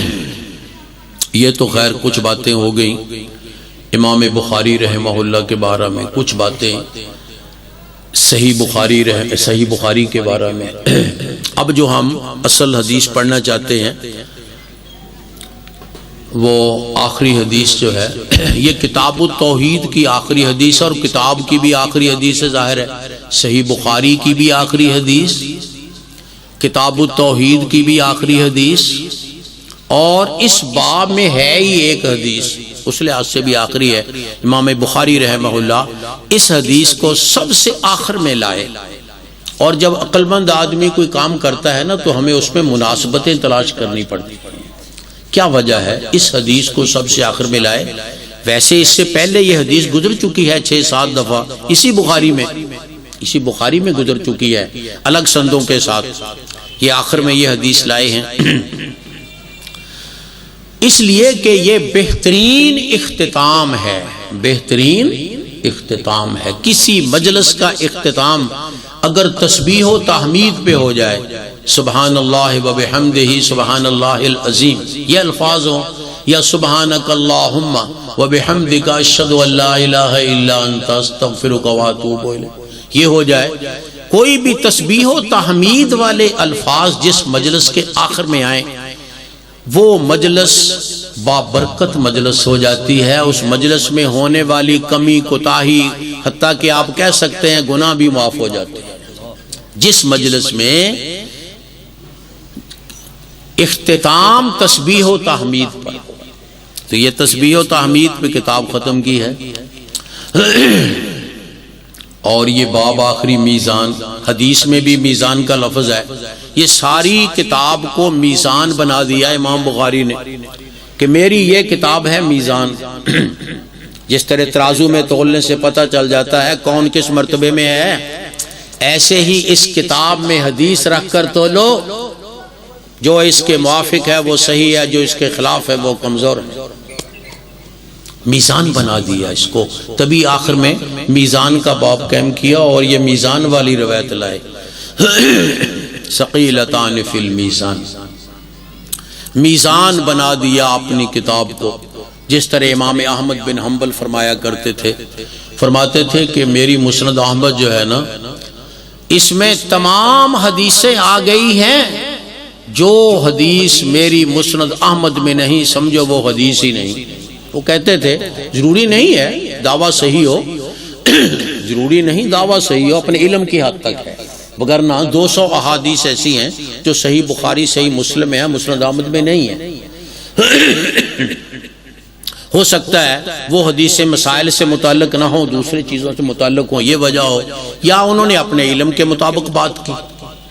تو امام بخاری رحمہ اللہ نے یہ حدیث آخر میں لا کر اپنی اس کتاب کو میزان قرار دیا۔ اور واقعتاً ایسا ہے، جب کوئی آدمی کہے نا یہ حدیث کہاں آتی ہے، تم کہہ دو بخاری میں، وہ چپ ہو جائے گا، بس کریں نہ ڈالیں۔ جب کہا جائے کہ یہ حدیث بخاری میں ہے تو وہ چپ ہو جائے گا، کچھ نہیں بولے گا۔ کسی اور کتاب کا نام لو تو وہ کچھ سوچے گا، کہے گا، چاہے اندازے سے ہی کہہ دے یہ حدیث ضعیف ہے، ویسے ہی کہہ دے۔ بعض لوگوں کو بیماری ہوتی ہے، حدیث سنتے یہ حدیث ضعیف ہے جی، چاہے پتا ہو چاہے نہ پتا ہو، وہ پڑھے لکھے بھی نہیں ہوتے، سادہ لوگ، لیکن جو اپنے مسلک کے خلاف ہے وہ حدیث ضعیف ہے جی، بات ختم۔ اتنا آسان نہیں ہے حدیث کو ضعیف کہنا میرے بھائی۔ محدثین نے ساری زندگیاں خرچ کر کے پھر یہ ملکہ حاصل کیا تھا، وہ حدیث کے حافظ بنے تھے۔ جس کو تمام حدیثوں کا حفظ ہو، اس کو پتا ہو کون سی حدیث کس کے خلاف ہے، کون سی کس کے خلاف ہے، اس وقت تک کوئی ضعیف ہی نہیں کہہ سکتا کسی حدیث کو۔ صرف ایک راوی دیکھنے کے ساتھ یہ راوی ضعیف ہے جی، اتنے سے نہیں روایت ضعیف بن جاتی۔ مطابعات کی وجہ سے ضعف ختم ہو جاتا ہے، اور مطابعات کی وجہ سے ضعف ختم ہو جاتا ہے۔ تو جس کو پتا ہے کہ اس حدیث کے مطابق موجود ہیں، جیسے بعض لوگ امام ترمذی پہ اعتراض کر دیتے ہیں جی حدیث کو حسن کہہ دیا، یہ تو حدیث ضعیف ہے جی، اس میں تو فلاں راوی ضعیف ہے جی، یہ تو منقطع ہے جی، ایسی وہ کم عقلی سے ایسی باتیں کرتے ہیں۔ اور تم اور امام ترمذی تمہاری کیا نسبت ہے اس کے ساتھ؟ وہ حدیث کے حافظ تھے، حافظ الحدیث کہا، الحافظ، ان کی کتاب کے شروع میں لکھا الحافظ، الحافظ، حافظ حدیث۔ حافظ حدیث وہ ہے جس کو تمام حدیث زبانی یاد ہوں، ان کی سندیں بھی یاد ہوں، ان کے احکام بھی یاد ہوں۔ وہ تھے اصل میں فیصلے کرنے والے، اور میں اور تو جن کو کچھ آتا نہیں ہے، ہم تو 10 حدیثیں نہیں سنا سکتے باسند، اور ہم تو 100 حدیثیں نہیں سنا سکتے باسند۔ ہم اعتراض کریں ان پر، انہوں نے جی حسن کہہ دیا، حسن تو ہی، یہ تو ضعیف ہے۔ بھائی اپنے منہ کے مطابق بات کرنی چاہیے۔ وہ بڑے عظیم لوگ تھے، ان کی تحسین اور ان کی تضعیف یہ معتبر ہے، تمہاری تحسین و تضعیف کوئی معتبر نہیں، کیونکہ محدث ہونا چاہیے، حافظ حدیث ہونا چاہیے فیصلہ کرنے کے لیے۔ ان کو پتا تھا کہ یہ حدیث میں ٹھیک ہے یہ راوی ضعیف ہے، یہاں انقطاع ہے، لیکن یہ حدیث اور سندوں سے آ رہی ہے، اس راوی کے علاوہ اور راوی بھی بیان کرتے ہیں اس کو، تو حدیث صحیح ہو گئی۔ مجموعی طور پہ دیکھنا ہے نا حدیث کو، مجموعی طور پہ ایک حدیث اور ایک میں ضعیف راوی آ گیا، دوسری حدیث میں اسی جگہ ایک اور راوی ثقہ آ گیا، ایک حدیث میں تھوڑا سا انقطاع ہے، دوسری حدیث میں انقطاع نہیں ہے، وہ بھی اسی کی سند ہے، تو کہہ دیں گے یہ حدیث مجموعی طور پہ کیا ہے، حسن، وہ حجت بن جائے گی، حجت بن جائے گی، چاہے تم مجھ کو کہو اس میں یہ ضعف ہے جی۔ تو اس لیے یہ بڑی اونچی بات ہے، ایسے نہیں کہہ دینا چاہیے۔ خیر، امام بخاری رحمہ اللہ انہوں نے یہ کتاب ختم کی ہے اس باب پر، اور یہ باب کے تحت بجائے کوئی عنوان قائم کرنے کے اللہ تعالیٰ کے قرآن کی ایک آیت لکھ دی ہے، ایک آیت۔ یہ بھی امام بخاری رحمہ اللہ کی فضیلت ہے، خصوصیت ہے کہ وہ کبھی باب کی جگہ آیت لکھ دیتے ہیں، یعنی باب کے اندر، کبھی باب کے اندر حدیث لکھ دیتے ہیں جو ان کی شرط پہ صحیح نہیں ہوتی لیکن ویسے معتبر ہوتی ہے۔ یہ بات وہی جو میں نے ابھی کہی ہے، معتبر ہوتی ہے، لہذا اس کو باب کا عنوان کہتے ہیں، باب اثنان فما فوقہما جماعت۔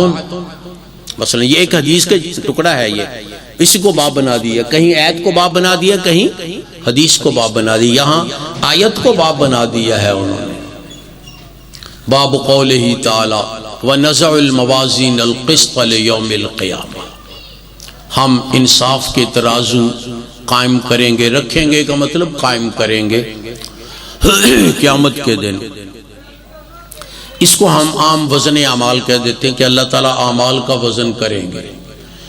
میں اور تو، ہم تو اعمال کو نہیں توڑ سکتے نا، میری نماز کو تم نہیں توڑ سکتے، تمہاری نماز کو میں نہیں توڑ سکتا، کسی کے روزے کو نہیں تولا جا سکتا، کسی کی اور نیکی کو نہیں تولا جا سکتا، لیکن اللہ تعالیٰ تمام کمالات کو جامع ہیں، لہٰذا وہ اعمال کو بھی تول لیں گے۔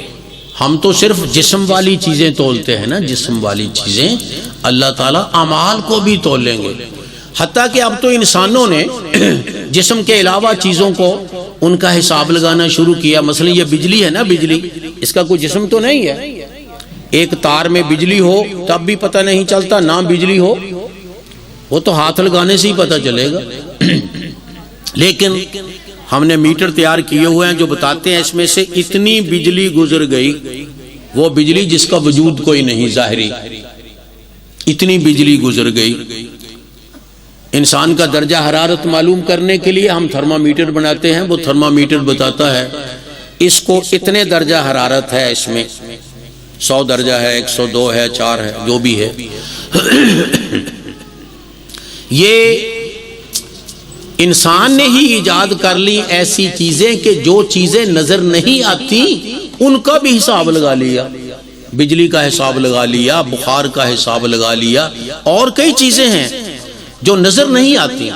تو کوئی بڑی بات نہیں، یہ نماز تو نظر بھی آتی ہے، نماز تو نظر بھی آتی ہے، تو اللہ کے لیے کیا مشکل ہے کسی کی نماز کا وزن کرے، نماز کا حساب لگائے، اور کیا مشکل ہے کسی کے روزے کا حساب لگائے اور نیکیوں کا حساب لگائے۔ یہ معتزلہ نے انکار، میں نے پہلے کہا نا آپ کو، معتزلہ نے جھوٹے اصولوں کی وجہ سے بہت سے صحیح باتوں کا انکار کیا، ان میں ایک یہ ہے، انہوں نے وزن اعمال کا انکار کیا۔ وہ کہتے ہیں اعمال کو نہیں تولا جا سکتا، اعمال کا کون سا وجود ہے؟ جب تم نماز شروع کرتے ہو، رکوع میں جاتے ہو قیام ختم، سجدے میں جاتے ہو رکوع ختم، اتحیات بیٹھتے ہو سجدہ بھی ختم، سلام پھیر دیا ساری نماز ختم، کوئی ہے ہی نہیں، وجود ہی نہیں ہے، تولنا کیا ہے؟ وہ اس قسم کی بے وقوفی کی باتیں کرتے ہیں، وہ سمجھتے ہیں کہ شاید اللہ تعالیٰ ہم جیسا ہے۔ میرے بھائی، اللہ تعالیٰ علی کل شیء قدیر ہے، اللہ کے لیے کیا مشکل ہے کہ اللہ تعالیٰ اعمال کو باوجود اس کے کہ ان کا جسم نہیں ہے، اللہ تعالیٰ ان کو تول لیں، اللہ کے لیے کوئی مشکل نہیں ہے۔ انسان نے بجلی کو بغیر جسم کے تول لیا، اللہ نہیں توڑ سکتے۔ انسان نے حرارت کو تول لیا، جسم کو ہی نہیں، اللہ تعالیٰ نہیں توڑ سکتے۔ یہ بھی ہو سکتا ہے اللہ تعالیٰ ان اعمال کو جسم بنا دیں، یہ کون سی بڑی بات ہے، اعمال جسم بن جائیں۔ جیسے یہ ایٹم بم ہوتا ہے نا، اس میں قوت بند کی ہوتی ہے، ایک چیز میں قوت بند کر دیتے ہیں، ایٹم، ایٹم کہتے ہیں وہ جز لا یتجزا کو، ایک ایسا چھوٹا جزو عربی لوگ بسیط کہتے ہیں اس کو، جزو لا یتجزا کہہ دیتے ہیں، جو مزید نہیں توڑا جا سکتا، جو مزید چھوٹا نہیں کیا جا سکتا۔ جز ویسے مثلا یہ گلاس ہے، اس کو تھوڑا کریں، تھوڑا توڑیں، ٹوٹتا جائے۔ ایک وقت کوئی ایسا بھی آ سکتا ہے کہ اس کو مزید چھوٹا نہ کیا جا سکتا، اس کو جز لا یتجزا کہتے ہیں یا اس کو ایٹم کہتے ہیں۔ یہ قوت ہے، وہ قوت میں بدل جاتا ہے، اس وقت وہ ایٹم قوت میں بدل جاتا ہے، اور پھر اس قوت کو ایک جسم میں محفوظ کر دیا جاتا ہے، اس کو ہم ایٹم بم کہہ دیتے ہیں۔ بہت بڑی ہلاکت ہو سکتی ہے اس سے۔ تو ایسے اللہ ان اعمال کو جسم بنا دے، کوئی بڑی بات نہیں، اعمال سے جسم بن جائے، کسی کی نماز کا ایک جسم بن جائے۔ مثلا جیسے حدیث میں آتا ہے کہ جب آدمی میت قبر میں جاتا ہے تو وہ آنکھ کھولتا ہے تو دیکھتا ہے کہ اس کے پاس ایک خوبصورت دوست بیٹھا پڑھ رہا ہے۔ وہ پوچھتا ہے تو کون ہے بھائی؟ وہ کہتا ہے میں تیرا پڑھا ہوا قرآن ہوں، جو تو قرآن پڑھا کرتا تھا، آج میں تیرے پاس آ کر بیٹھا ہوں، تجھے تنہائی محسوس نہ ہو۔ گویا وہ قرآن کی قرات نے شکل اختیار کر لی، اس دوست کی ایک شکل اختیار۔ تو کوئی بڑی بات نہیں ہے کہ عمل جسم بن جائے۔ یہ بھی ہو سکتا ہے. اسی طرح یہ بھی ہو سکتا ہے، تو جسم تو تولا ہی جا سکتا ہے، ہم بھی تولتے ہیں. یہ بھی ہو سکتا ہے کہ اللہ تعالیٰ ان صحائف کو تولے جن صحیفوں کو لکھا گیا ہے نا، فرشتوں نے لکھا ہے، ان صحیفوں کو تولے. ہمارے لکھنے میں تو فرق نہیں ہوتا، ہم نیکی لکھیں تب بھی کوئی اور برائی لکھیں برابر ہے، لیکن فرشتوں کا لکھنا مختلف ہے. برائی کا الگ وزن ہے، دوسرے کا الگ وزن ہے. تو وہ کتاب صحیفہ تولا جائے. بعض روایتوں میں ایسی اشارات ملتے ہیں، مثلا وہ جو بطاقہ والی روایت ہے، پوری روایت بیان کرنا تو مشکل ہے، کہ ایک آدمی اللہ کے سامنے آئے گا، اس کو اس کے اعمال دکھائے جائیں گے، دفتروں کے دفتر ہوں گے، گناہوں والے دفتروں کے دفتر ہوں گے. وہ کہے گا یا اللہ ٹھیک ہے. اللہ پوچھیں گے میرے کاتبوں نے تم پہ ظلم تو نہیں کیا؟ وہ کہے گا نہیں یا اللہ کوئی ظلم نہیں کیا، یہ جو لکھا ہے ٹھیک لکھا ہے.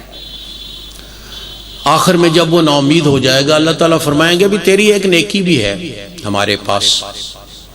ایک چھوٹی سی پرچی نکالی جائے گی، یہ تیری نیکی ہے. اب ہم وزن کرنے لگے ہیں، قریب آ جا، وزن ہونے لگا ہے. وہ سجلات ڈالے جائیں گے ایک پلڑے میں، اور وہ بطاقہ یعنی پرچی ایک پلڑے میں ڈالی جائے گی. وہ کہے گا یا اللہ کیا ضرورت ہے وزن کرنے کی، مجھے پتہ ہی ہے یہ اتنے ما حاصل بطاقہ تو ما حاصل سجلات، اس اتنی سی پرچی کا کیا وزن ہو سکتا ہے اتنے بڑے دفاتر کے مقابلہ میں.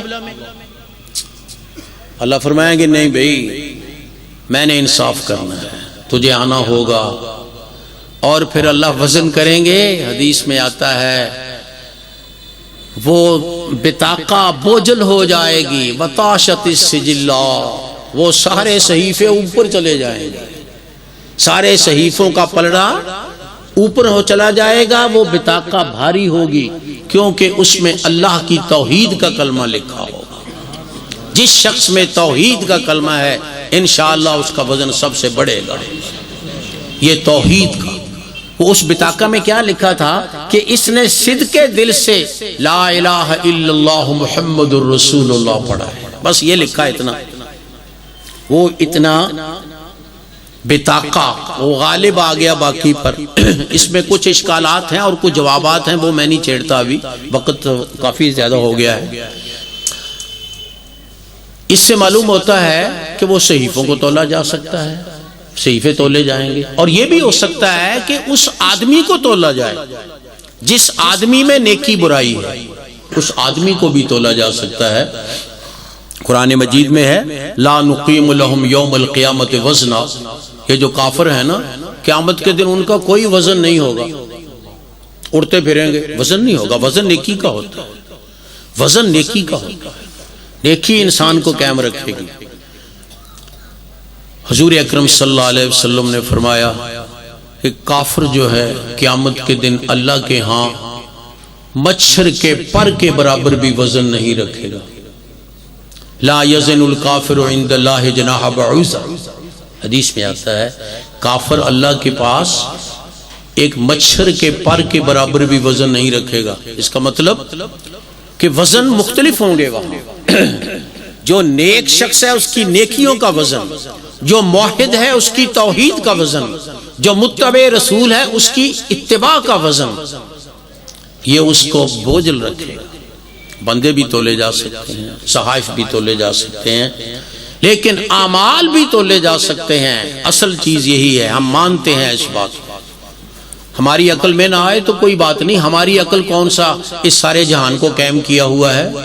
اور ہماری عقل نے تو نہیں قائم کیا اس جہان کو.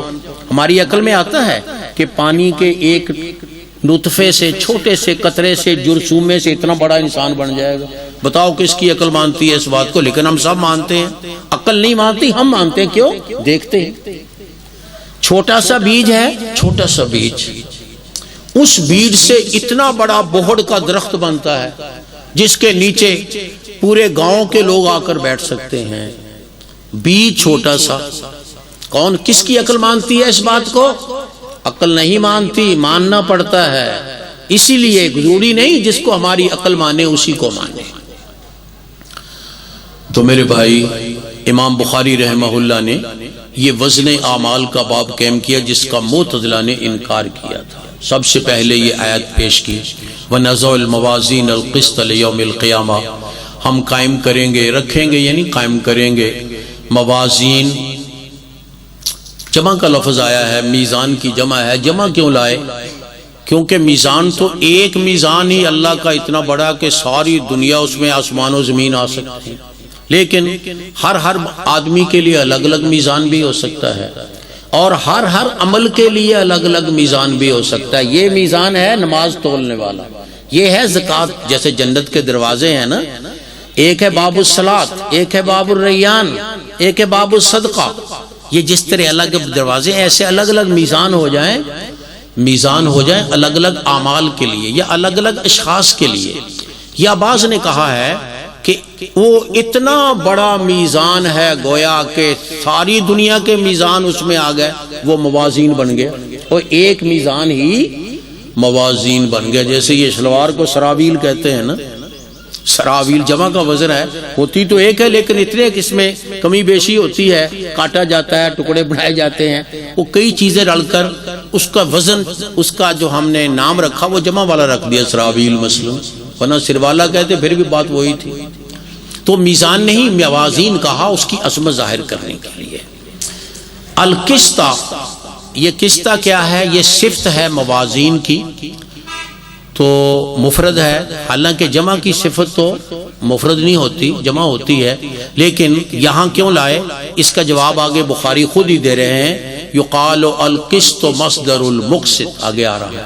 یہ قسط مصدر ہے بھئی، مصدر یہ لا یثنی ولا یجمع، اس کی تثنیہ جمع نہیں لائی جاتی، یہ مفرد ہی ہوتا ہے، مفرد ہی جمع کے لیے آئے گا، مفرد ہی تثنیہ کے لیے آئے گا، مفرد کے لیے تو آنا ہی مفرد ہے نہیں، یہ مصدر ہے، لہذا کوئی حرج نہیں کہ یہ صفت بن جائے موازین کی۔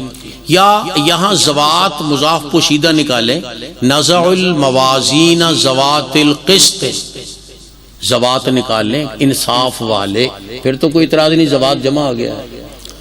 بعض نے اس کو مفعول لہو بنایا ہے کہ یہ مفعول لہو ہے، ہم ترازو رکھیں گے انصاف کرنے کے لیے، کیونکہ مصدر یہ مفعول لہو بن جاتا ہے، مفعول لہو بن جاتا ہے۔ ضربتہ تادیبا، میں نے اس کو مارا ادب سکھانے کے لیے مثلا، تو یہ مفعول لہو بنا لیں۔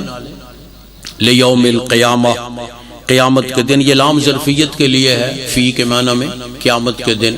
بعض نے اسلام کو سببیت کا بھی بنایا ہے، قیامت کے دن کی وجہ سے، اس سے پہلے تو نہیں میزان رکھی نا، اس لیے بعض نے اس کو لام سببیت بنایا ہے، لیکن صحیح بات ہے کہ لام اضافہ، یہ لام ظرفیت ہے فی کے معنی میں۔ یہ صرف اتنا ہی ٹکڑا ذکر کیا ہے، باقی وَإِنْ كَانَ مِثْقَالَ حَبَّةٍ آگے وہ اس کو ذکر نہیں کیا ہے۔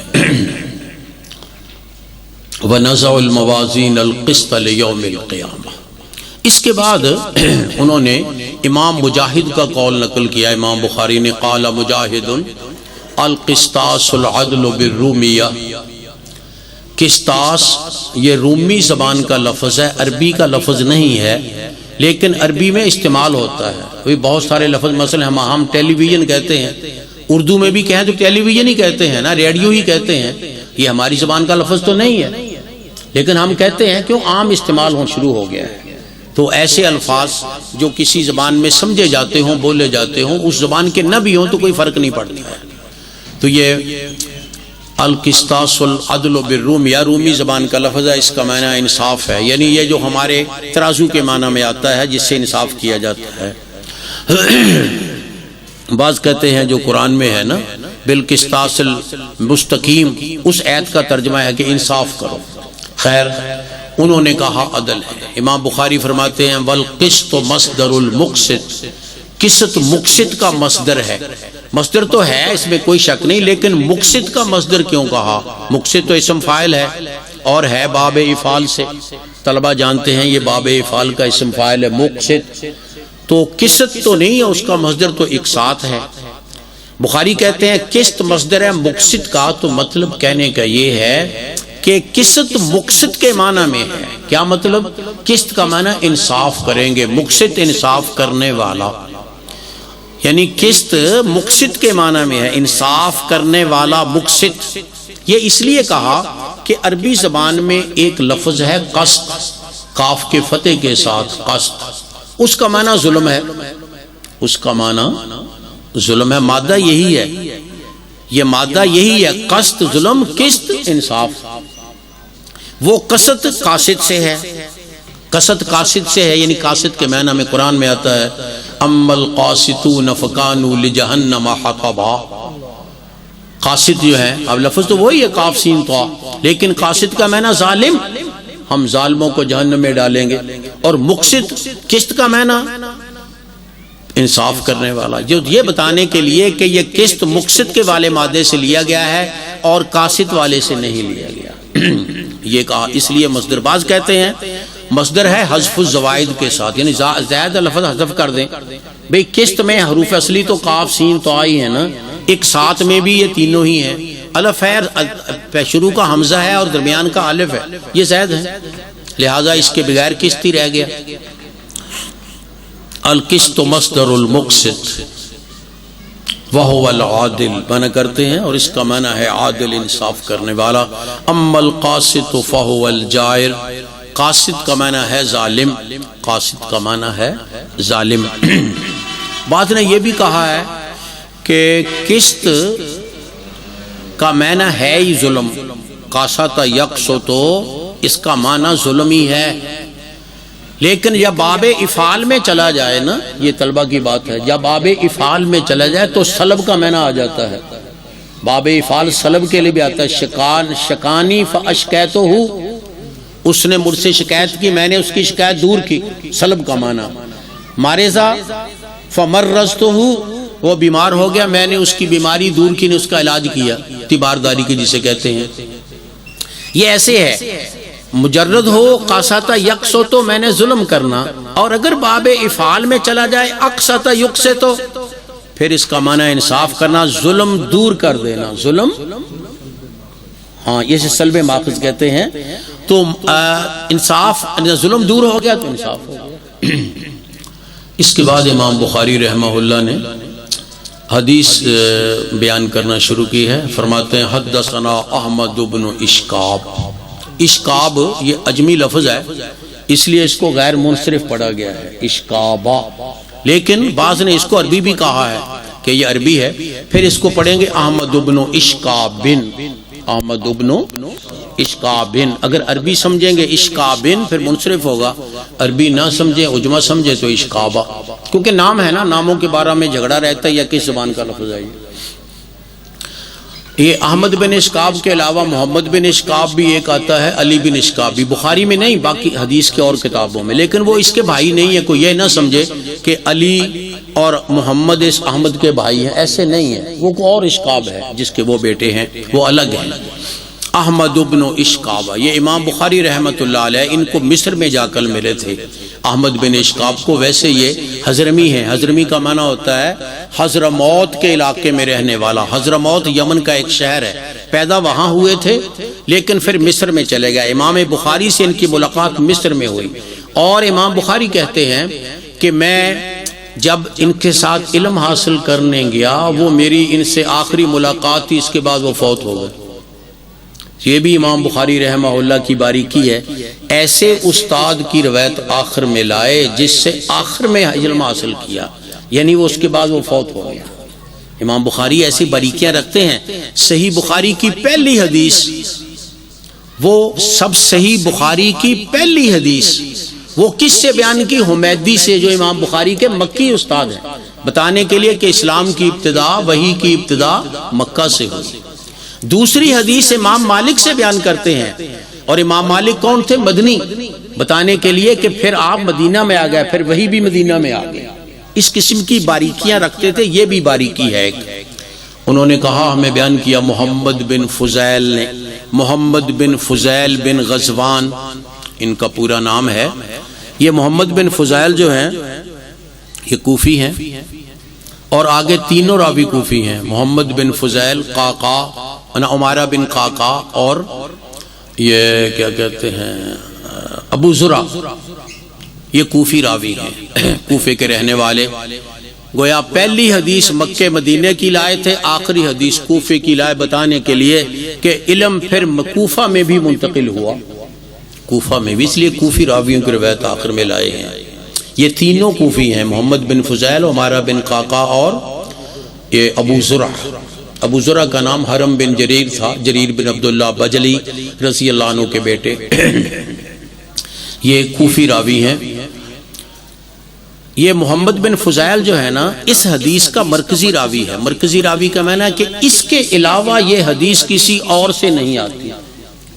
اس سے بیان کرنے والے بہت ہیں، محمد بن فضیل سے بیان کرنے والے بہت ہیں۔ یہ احمد بن اشقاب بھی ہیں، سلیمان بن حرب بھی ہیں، اور بھی دوسرے کتنے استاد ہیں امام بخاری کے، وہ بیان کرتے ہیں، لیکن ہر سند میں محمد بن فضیل ضرور آئے گا اور اگلی سند یہی ہوگی، اور محمد بن فضیل کے بعد یہی سند ہوگی، اس میں کوئی تبدیلی نہیں ہے۔ ایسی حدیث کو غریب کہتے ہیں، خبر واحد کہہ لیں، غریب کہہ لیں، بتانے کے لیے کہ خبر واحد بھی حجت ہے، عقیدہ میں بھی حجت ہے۔ عقیدہ کی بات ہو رہی ہے نا، بعض لوگ کہہ دیتے ہیں خبر واحد عقیدہ میں حجت نہیں ہوتی، عمل میں حجت ہوتی، یہ بات غلط ہے۔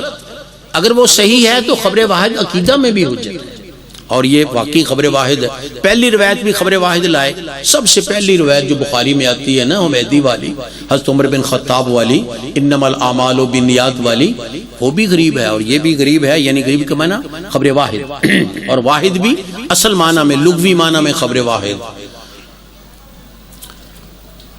محمد بن فضیل، عمارہ بن قعقاع، ابو زرع عن ابی ہریرہ رضی اللہ عنہ۔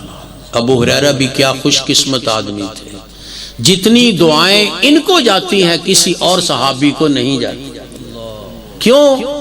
کوئی ورق الٹا لیں، یہاں سے نکال لیں، یہاں کوئی نہ کوئی ابو ہریرہ کی روایت مل جائے گی، اور ورق الٹائیں، یہاں کوئی نہ کوئی روایت ابو ہریرہ سے مل جائے گی۔ ایک نہیں کئی روایتیں، ایک ایک صفحے پر ایک ایک ورق۔ یہ صرف ان کی خصوصیت ہے امام ابو ہریرہ رضی اللہ تعالیٰ عنہ کی۔ غریب آدمی تھے، کھانے پینے کو کچھ نہیں تھا، گھر بار نہیں تھا، ہر وقت اللہ کے رسول کے ساتھ ہی رہتے تھے۔ اللہ تعالیٰ نے عزت ایسی دی ہے کہ ان کا نام قیامت کی دیواروں تک پکارا جاتا رہے گا، رضی اللہ عنہ کی صدا ان کے حق میں بلند ہوتی رہے گی۔ کتنا بڑا انعام ہے۔ اور یاد رکھیے محدثین کے لیے بھی بہت بڑی سعادت ہے، حدیث پڑھنے والوں کے لیے بہت بڑی سعادت ہے کہ ان کو بار بار اللہ کے رسول صلی اللہ علیہ وسلم کا نام پڑھنا آتا ہے۔ بھئی ہم جتنی دفعہ حدیث پڑھیں گے، ایک حدیث میں کئی دفعہ آپ کا نام، ایک دفعہ تو ہے ہی نا، قال رسول اللہ ایک دفعہ تو ہے ہی، اندر بھی لفظ آتے ہیں رسول اللہ صلی اللہ علیہ وسلم کا نام۔ یہ کتنی بڑی سعادت ہے کہ ہمیں اتنا درود پڑھنے کا موقع ملتا ہے۔ جو فقہ پڑھے گا اس کو تو درود پڑھنے کا موقع نہیں ملے گا، بھئی فقہ میں تو نہیں لکھے ہوئے درود کوئی نا۔ ہم جب بھی کہیں گے قال رسول اللہ، ہم کہیں گے صلی اللہ علیہ وسلم، ہم کہیں گے جئت الی النبی صلی اللہ علیہ وسلم، ہم کہیں گے اخذنی النبی صلی اللہ علیہ وسلم۔ کتنی دفعہ ہمیں درود پڑھنے کی سعادت حاصل ہوتی ہے۔ یہ یاد رکھیے محدثین کو ہی اللہ نے سعادت دی ہے، اور اسی وجہ سے محدثین کا نام دنیا میں باقی ہے اور قیامت تک رہے گا۔ حضرت ابو ہریرہ صحابہ میں وہ واحد شخصیت ہیں کہ سب سے زیادہ دعائیں انہی کو ملتی ہیں، اور سب سے زیادہ تنقید بھی انہی پہ کرتے ہیں۔ کون؟ گمراہ لوگ، اور سب سے زیادہ تنقید بھی انہی پہ کرتے ہیں گمراہ لوگ۔ ان کی روایتیں زیادہ ہیں نا، تو ان کے زیادہ مخالف ہوں گی۔ وہ بیچارے ہر روایت میں ابو ہریرہ کو دیکھتے تو کہتے یار ابو ہریرہ کو کہہ دو غیر فقیر راوی مثلا، وہ ایسے کہہ دیتے ہیں۔ کسی کے کہنے سے تو کچھ نہیں ہوتا، چاند تو چمکتا ہے، کوئی تھوکتا رہے، جو مرضی کرتا رہے۔ ابو ہریرہ رضی اللہ تعالیٰ عنہ سب صحابہ سے زیادہ احادیث، 5000 سے زیادہ احادیث ان سے آتی ہیں مجموعی طور پر، جن کو ہم کہتے ہیں کہ تکرار وغیرہ کے ساتھ۔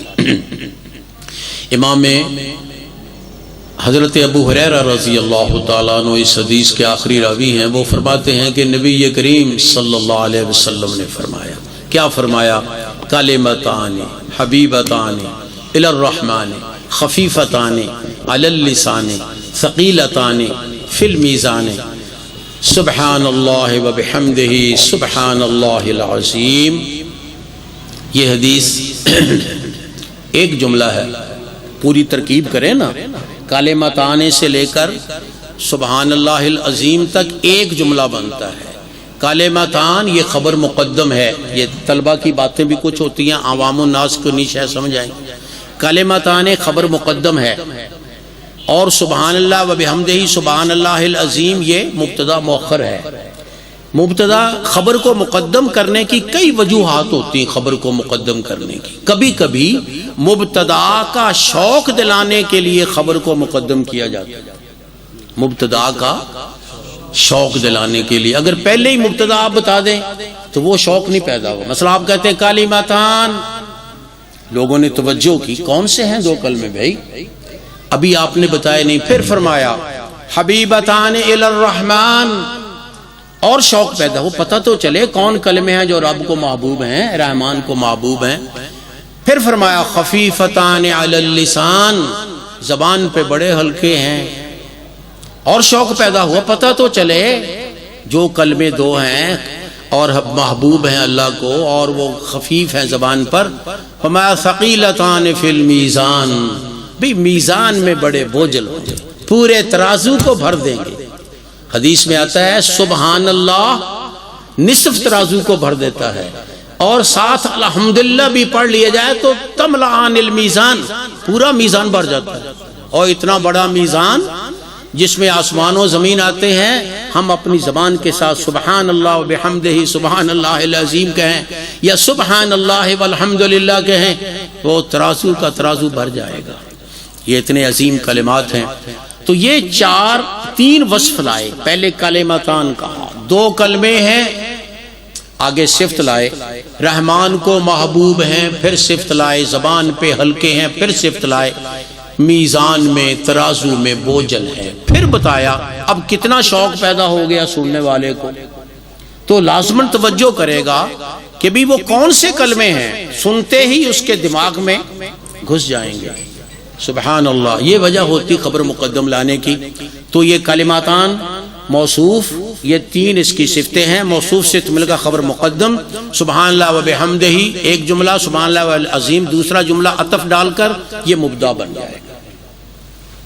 کلماتان یہاں کلام کے معنی میں ہے، کلمہ کلام کے معنی میں، کیوں کہ وہ سبحان اللہ پورا کلمہ ہے، اور بھی یہ سبحان اللہ پورا کلمہ ہے، اللہ پاک ہے پورا کلمہ ہے، یہ پوری کلام ہے، یہ پوری کلام ہے۔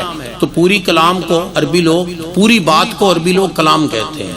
یہاں کلمتان کہا، کوئی حرج نہیں، ایسے ہو جاتا ہے ہم توحید کے کلمے کو کلمہ توحید کہتے ہیں، حالانکہ لا الہ الا اللہ پورا جملہ ہے، ہم کلمہ کہہ دیتے ہیں۔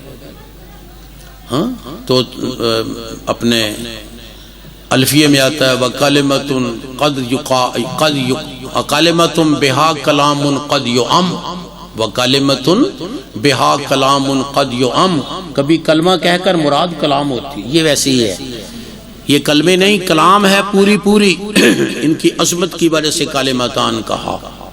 حبیبتان، یہ حبیب محبوب کے معنی میں ہے، اور جب فعیل مفعول کے معنی میں ہو تو اس پہ تا نہیں لاتے، عموماً تا نہیں لاتے، وہ مذکر کی صفت بھی بن سکتا ہے، اور رجل حبیب امرات حبیب، حبیبتن کہنے کی ضرورت نہیں ہوتی، لیکن لے بھی آئے تو کوئی حرج نہیں۔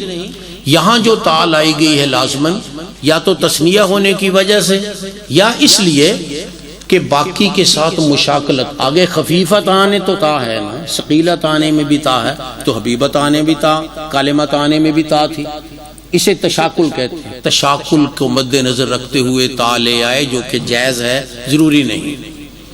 حبیبتان الی الرحمن، رحمان کہا اللہ نہیں کہا، اس لیے کہ یہ اللہ کی سب سے عظیم صفت ہے رحمان، جس کی وجہ سے یہ ساری دنیا قائم ہے، اللہ کی رحمت کی وجہ سے قائم ہے نا۔ حبیبتان الی الرحمن، یہ زبان پہ بڑے ہلکے ہیں۔ زبان پہ ہلکے ہونے کا معنی کہ ادا کرنا بڑا آسان ہے۔ سبحان اللہ، چھوٹے سے بچے کو سکھا دیں نا سبحان اللہ، وہ کہے گا سبحان اللہ، بلکہ بعض تو کہتے ہیں جانور کہتے ہیں سبحان اللہ، یعنی اتنا ہلکا کلمہ ہے۔ یہ ہلکے کلمے زبان پر ادا کرنے، ویسے بھی لمبا کلام، لمبا نہیں جملہ، مختصر سا ہے سبحان اللہ، 1 سیکنڈ میں ادا ہو سکتا ہے۔ یہ خفیفتان علی اللسان، اور اس میں جو مشدد حروف ہے نا، مشدد شدت والے حروف نہیں ہیں، سب خفت والے حروف ہے سبحان اللہ میں۔ سین ہے شین نہیں ہے، اور سین ہے شین نہیں ہے، ہا ہے خا نہیں ہے، وہ ان میں ذرا شدت آ جاتی ہے. سین کی بجائے شین ہو, شین پڑھنا مشکل ہے. بعض بچوں کو سین کہو بڑی آسانی سے کہہ لیں گے, شین کہو نہیں کہہ سکتے. یہ فرق ہوتا ہے, ہلکے الفاظ ہیں اس میں. سبحان اللہ و بحمدہ, اس میں بھی ہا ہی ہے, و بحمدہ سبحان اللہ العظیم. یہ دو کلمات, یہ مبتدا ہے. سبحان اللہ یہ پورا جملہ ہے, یا تو اس سے پہلے نکالیں اسبح سبحان اللہ, میں اللہ کی تسبیح کرتا ہوں, پھر جملہ پورا بن جائے گا. یا نکالے سبح سبحانہ, سبح اللہ سبحانہ, اللہ پاک ہے اپنی عظیم پاکی کے ساتھ, یہ پورا جملہ ہے. اور وبحمدہ بھی ایسے ہی ہے, وبحمدہ یہ بھی متلبس بحمدہ, وہو متلبس اپنی حمد کے ساتھ ہے. سبحان کا معنی ہوتا ہے پاک ہونا, کس سے؟ نقص سے, عیب سے, خرابی سے, کوتاہی سے. اللہ پاک ہے, کسی اللہ میں کسی قسم کی کوتاہی نہیں, کسی قسم کی کمی نہیں, نقص نہیں, عیب نہیں. ہم میں ہے, ہم میں ہو سکتے ہیں بہت سے عیب, اللہ میں کوئی عیب نہیں. لیکن یہ پوری تعریف نہیں ہوتی سبحان اللہ, کیونکہ اس کا معنی ہے عیب کوئی نہیں, خوبی ہے یا نہیں, اس کا ذکر نہیں. جب کہیں گے نا وبحمدہ, وہ تمام تعریفوں والا بھی ہے, اس کا معنی اس میں ہر خوبی پائی جاتی ہے. اب تعریف مکمل ہوئی ہے, یہ مطلب ہے کہنے کا کہ سبحان اللہ نصف میزان بھرتا ہے, الحمدللہ پورے میزان کو بھر دیتا ہے, یعنی تعریف پوری ہو گئی. اکیلا سبحان اور صرف یہ کہیں کہ اللہ پاک ہے, عیب سے پاک ہے, یہ پوری تعریف نہیں ہے. اور معتزلہ یہی تعریفیں کرتے ہیں, اللہ کی سلبی تعریف کرتے ہیں. وہ سلبی, اللہ یہ نہیں ہے, یہ نہیں ہے, یہ نہیں, کیا ہے وہ نہیں بتاتے. وہ سمیع ہے, بصیر ہے, یہ نہیں بتاتے. وہ کہتے کیا ہے, وہ سلبی تعریفیں کرتے ہیں. اللہ سوتا نہیں ہے, اللہ میں کمی نہیں, یہ باتیں کرتے ہیں. تعریف مکمل کب ہوگی؟ جب سلب کے ساتھ وجودی تعریف بھی ہو. سبحان اللہ یہ سلبی تعریف, اللہ میں کوئی عیب نہیں, کوئی نقص کمی نہیں, اور اس میں تمام خوبیاں پائی جاتی ہیں. یہ بحمدہ, ہر خوبی اللہ میں. یہ جو ہم کو چیزوں میں خوبیاں نظر آتی ہیں یہ اللہ کی خوبیاں ہیں. اور بھئی یہ ان چیزوں کو رنگ کس نے دیا, ان میں قوت کس نے رکھی؟ اللہ نے. اسی لیے جب سب انتہائی خوبصورت چیز کو دیکھیں, لذیذ چیز کو دیکھیں تو سبحان اللہ پڑھیں, کیونکہ وہ اللہ کی پیدا کردہ ہے. الحمدللہ, اس کو کھا کر کیا کہیں؟ الحمدللہ. خوبی اللہ میں ہے, کسی اور میں ہو تو اللہ کی رکھی ہوئی ہوگی خوبی, ہو اللہ کی رکھی ہوئی. اور جس میں اللہ نے خوبی رکھ دی اس کو شکر ادا کرنا چاہیے. یہ پھولوں میں اللہ نے, پتہ نہیں یہ جعلی ہیں کیسے باہر صورت, پھولوں میں اللہ تعالیٰ نے خوبی رکھ دی, تو اب دیکھیں کہ ہم کتنا اونچا ان کو لگاتے ہیں, اونچا لگاتے. خوبی رکھ دی نا اللہ نے. اگر کسی آدمی میں اللہ نے نیکی رکھی ہے تو انشاءاللہ اس کا مرتبہ بھی اللہ اونچا کریں گے. شکر کرنا چاہیے, یا اللہ تو نے ہم کو نیکی عطا فرمائی ہے, ہم کو نیکی کرنے کی توفیق دی ہے. سبحان اللہ و بحمدہ سبحان اللہ العظیم. یہ بعض روایات میں الٹ بھی ہے, سبحان اللہ العظیم سبحان اللہ و بحمدہ, ایسے بھی ہے. کوئی فرق نہیں, دونوں جملے الگ الگ ہیں. اگر ایسے پڑھ لیں تو پھر بھی کوئی فرق نہیں, لیکن یہ زیادہ معتبر روایات میں ایسے سبحان اللہ بحمدہ سبحان اللہ العظیم. یہ دو جملے اللہ تعالیٰ کی مکمل تعریف ہے, جبکہ معتزلہ صرف سبحان کا ذکر کرتے ہیں. بعض لوگ صرف وہ سلب کو چھوڑ دیتے ہیں, جو مشبہہ ہے نا, مشبہہ, وہ سلبی چیزوں کو چھوڑ دیتے ہیں. ان کی خرابی یہ ہے, لہٰذا وہ بھی تعریف مکمل نہیں. مکمل تعریف یہ ہے کہ نقص اور عیب کا سلب کیا جائے اور خوبی کو ثابت کیا جائے. صفات سلبیہ بھی ہوں, صفات, دیکھیے لیسا کمثلہ شیء وہو السمیع البصیر, سمیع العلیم سمیع البصیر. اب دیکھو لیسا کمثلہ شیء یہ سلب ہے, اللہ جیسی کوئی چیز نہیں, یہ سلبی صفت ہے اللہ کی کہ اللہ جیسا کوئی نہیں. لیکن ساتھ ہی وہو السمیع العلیم بھی کہا, وہ وجودی صفات ہے. تو سلبی صفات سے تعریف مکمل نہیں جب تک وجود نہ ساتھ لایا جائے. صحیح تعریف محدثین کے نزدیک یہی ہے، ہم اللہ تعالیٰ کی تمام صفات سلبیہ کو بھی مانتے ہیں اور اللہ تعالیٰ کی تمام صفات وجودیہ کو بھی مانتے ہیں، کوئی مانے نہ مانے۔ بھئی ہم تو کہتے ہیں اللہ نے اپنے ہاتھ سے آدم کو پیدا کیا ہے، ہم تو یہ کہتے ہیں، ان کو صفات خبریہ کہا جاتا ہے۔ صفات خبریہ، کچھ صفات عقلیہ ہوتی ہیں نا، جیسے اللہ کا رحیم ہونا، یہ صفات عقلیہ ہیں، رحیم ہونا، کیونکہ رحم کے بغیر تو پھر وجود نہیں رہے گا کائنات کا۔ کچھ صفات خبریہ ہیں، یہ خبری صفات ہیں، کسی میں اللہ تعالیٰ کی آنکھ کا ذکر ہے، کسی میں اللہ تعالیٰ کے ہاتھ کا ذکر ہے، کسی میں قدم کا ذکر ہے، اس طرح کر کے ہم تمام کو مانتے۔ ہم یہ نہیں کہتے اوہ اللہ میں کیسے ہو سکتی ہے، یہ نہیں، اللہ نے بیان کی، ہمیں کیا تکلیف ہے؟ اللہ کے رسول نے بیان کی، ہمیں کیا تعریف ہے؟ بھئی جو اللہ کہتا ہے ہمیں اس پہ کیا اعتراض ہو سکتا ہے؟ قرآن میں آیا ہے۔ اور جو اللہ کے رسول نے بیان کی، جو سب سے زیادہ عارف باللہ تھے، آپ نے خود فرمایا انا اعرفکم باللہ، میں تم سب سے زیادہ اللہ کو جانتا ہوں، سب سے زیادہ مجھے اللہ کی معرفت ہے۔ تو اللہ کے رسول صفت بیان کریں تو ہم کیسے اس کو نہ مانیں؟ لہٰذا محدثین کی یہ خوبی ہے، اور محدثین یاد رکھیں انتہائی اعتدال والا دین ہے۔ مثلا ہم صحابہ سے بھی محبت کرتے ہیں، ہم آل رسول سے بھی، نہ صحابہ سے بغض نہ آل رسول سے بغض، یہ نہ افراط نہ تفریط، سب سے کرتے ہیں۔ اسی طرح ہم دین کے ہر حکم کو اس کے مرتبے پہ رکھتے ہیں، تمام کو مانتے ہیں، یہ نہیں کہ ایک کو نہیں، محدثین پورے کے پورے دین پہ عمل کرتے ہیں، اور محدثین میں انتہائی اعتدال پایا جاتا ہے۔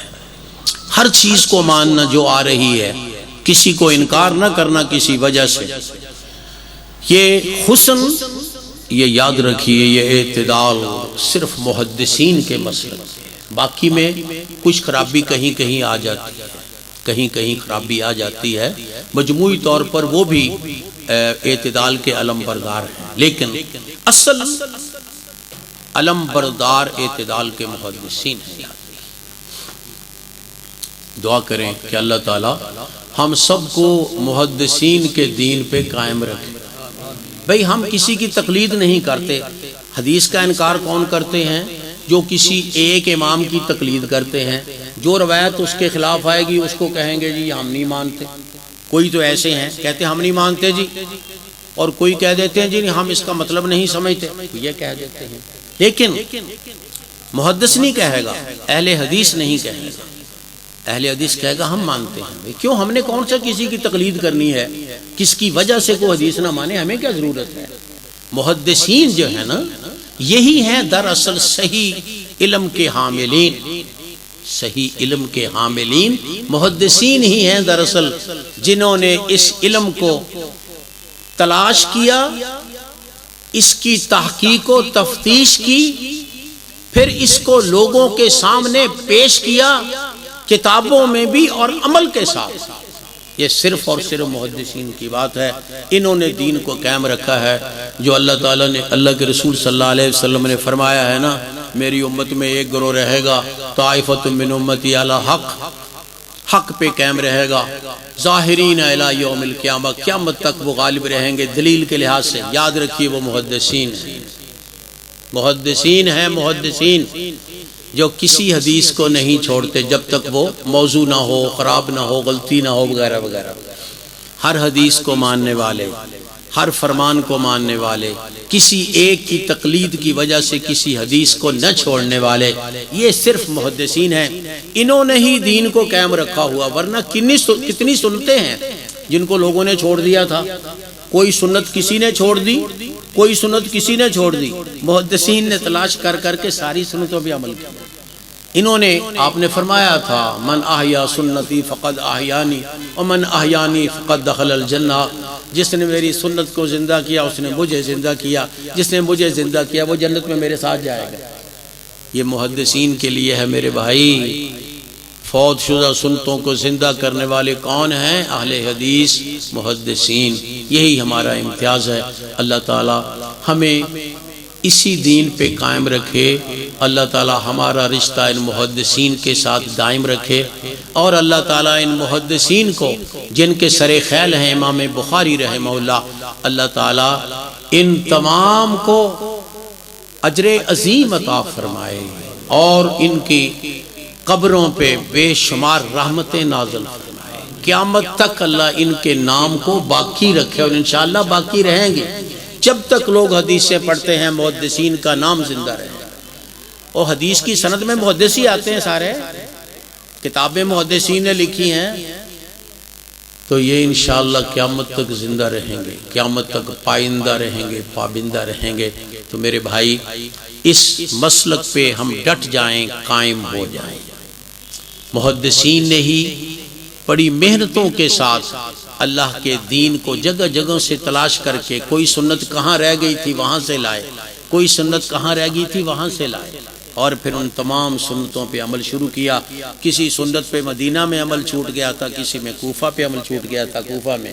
محدثین کی یہ عظمت ہے کہ انہوں نے تمام سنتوں پہ برابر عمل کیا۔ اللہ تعالیٰ ان پہ بے شمار رحمت نازل فرمائے، اللہ تعالیٰ ان کو اجر عظیم سے بہرہور فرمائے۔ اللہ تعالیٰ جنت الفردوس میں ہم کو محدثین کے ساتھ جمع کرے، اور ہم تمام کو اللہ تعالیٰ جنت الفردوس میں جناب رسول اللہ صلی اللہ علیہ وسلم اور صحابہ کرام کا خادم بنائے، اور اللہ تعالیٰ ہمیں اپنا دیدار دن میں 2 دفعہ جنت الفردوس کے اندر ہر روز عطا فرمایا کرے۔ اللہ تعالیٰ ہمیں نیک نبیین، صدیقین، شہداء و صالحین کا ساتھ نصیب فرمائے۔ وقت ہو گیا میرا خیال، اب دعا کر لیں چھوٹی سی۔ ویسے تو دعا میں نے کر بھی دی ہے، لیکن دعا کے کچھ خاص ادب بھی ہیں۔ وہ کیا ادب ہیں کہ انسان ہاتھ اٹھا کر پہلے کچھ حمد بیان کرے، حمد کے بعد پھر کچھ درود پڑھے، اور درود کے بعد پھر وہ دعا کرے، اور دعا کا خاتمہ بھی درود پہ ہو۔ یہ ایک دعا کا ادب ہے، ویسے دعا اس کے علاوہ بھی ہو سکتی ہے۔ الحمدللہ رب العالمین الرحمن الرحیم مالک یوم الدین ایاک نعبد و ایاک نستعین اہدنا الصراط المستقیم صراط الذین انعمت علیہم غیر المغضوب علیہم ولا الضالین۔ اللہم صلی علی محمد وعلی آل محمد کما صلیت علی ابراہیم وعلی آل ابراہیم انک حمید مجید۔ اللہم بارک علی محمد وعلی آل محمد کما بارکت علی ابراہیم وعلی آل ابراہیم انک حمید مجید۔ یا اللہ اس جامعہ کو تا قیامت باقی رکھ، یا اللہ اس جامعہ کو اس علاقہ کے لیے نور ہدایت بنا، یا اللہ شمع ہدایت بنا، یا اللہ اپنے دین کا مرکز بنا، یا اللہ اس جامعہ کو قیامت تک کے لیے لوگوں کے لیے شفا کا ذریعہ بنا۔ یا اللہ اس میں کام کرنے والے تمام ناظمین، اساتذہ کرام، طلبہ اعظام سب کو یا اللہ اجر عظیم عطا فرما، اور یا اللہ ہم سب کو اپنے نیک بندوں میں شامل فرما۔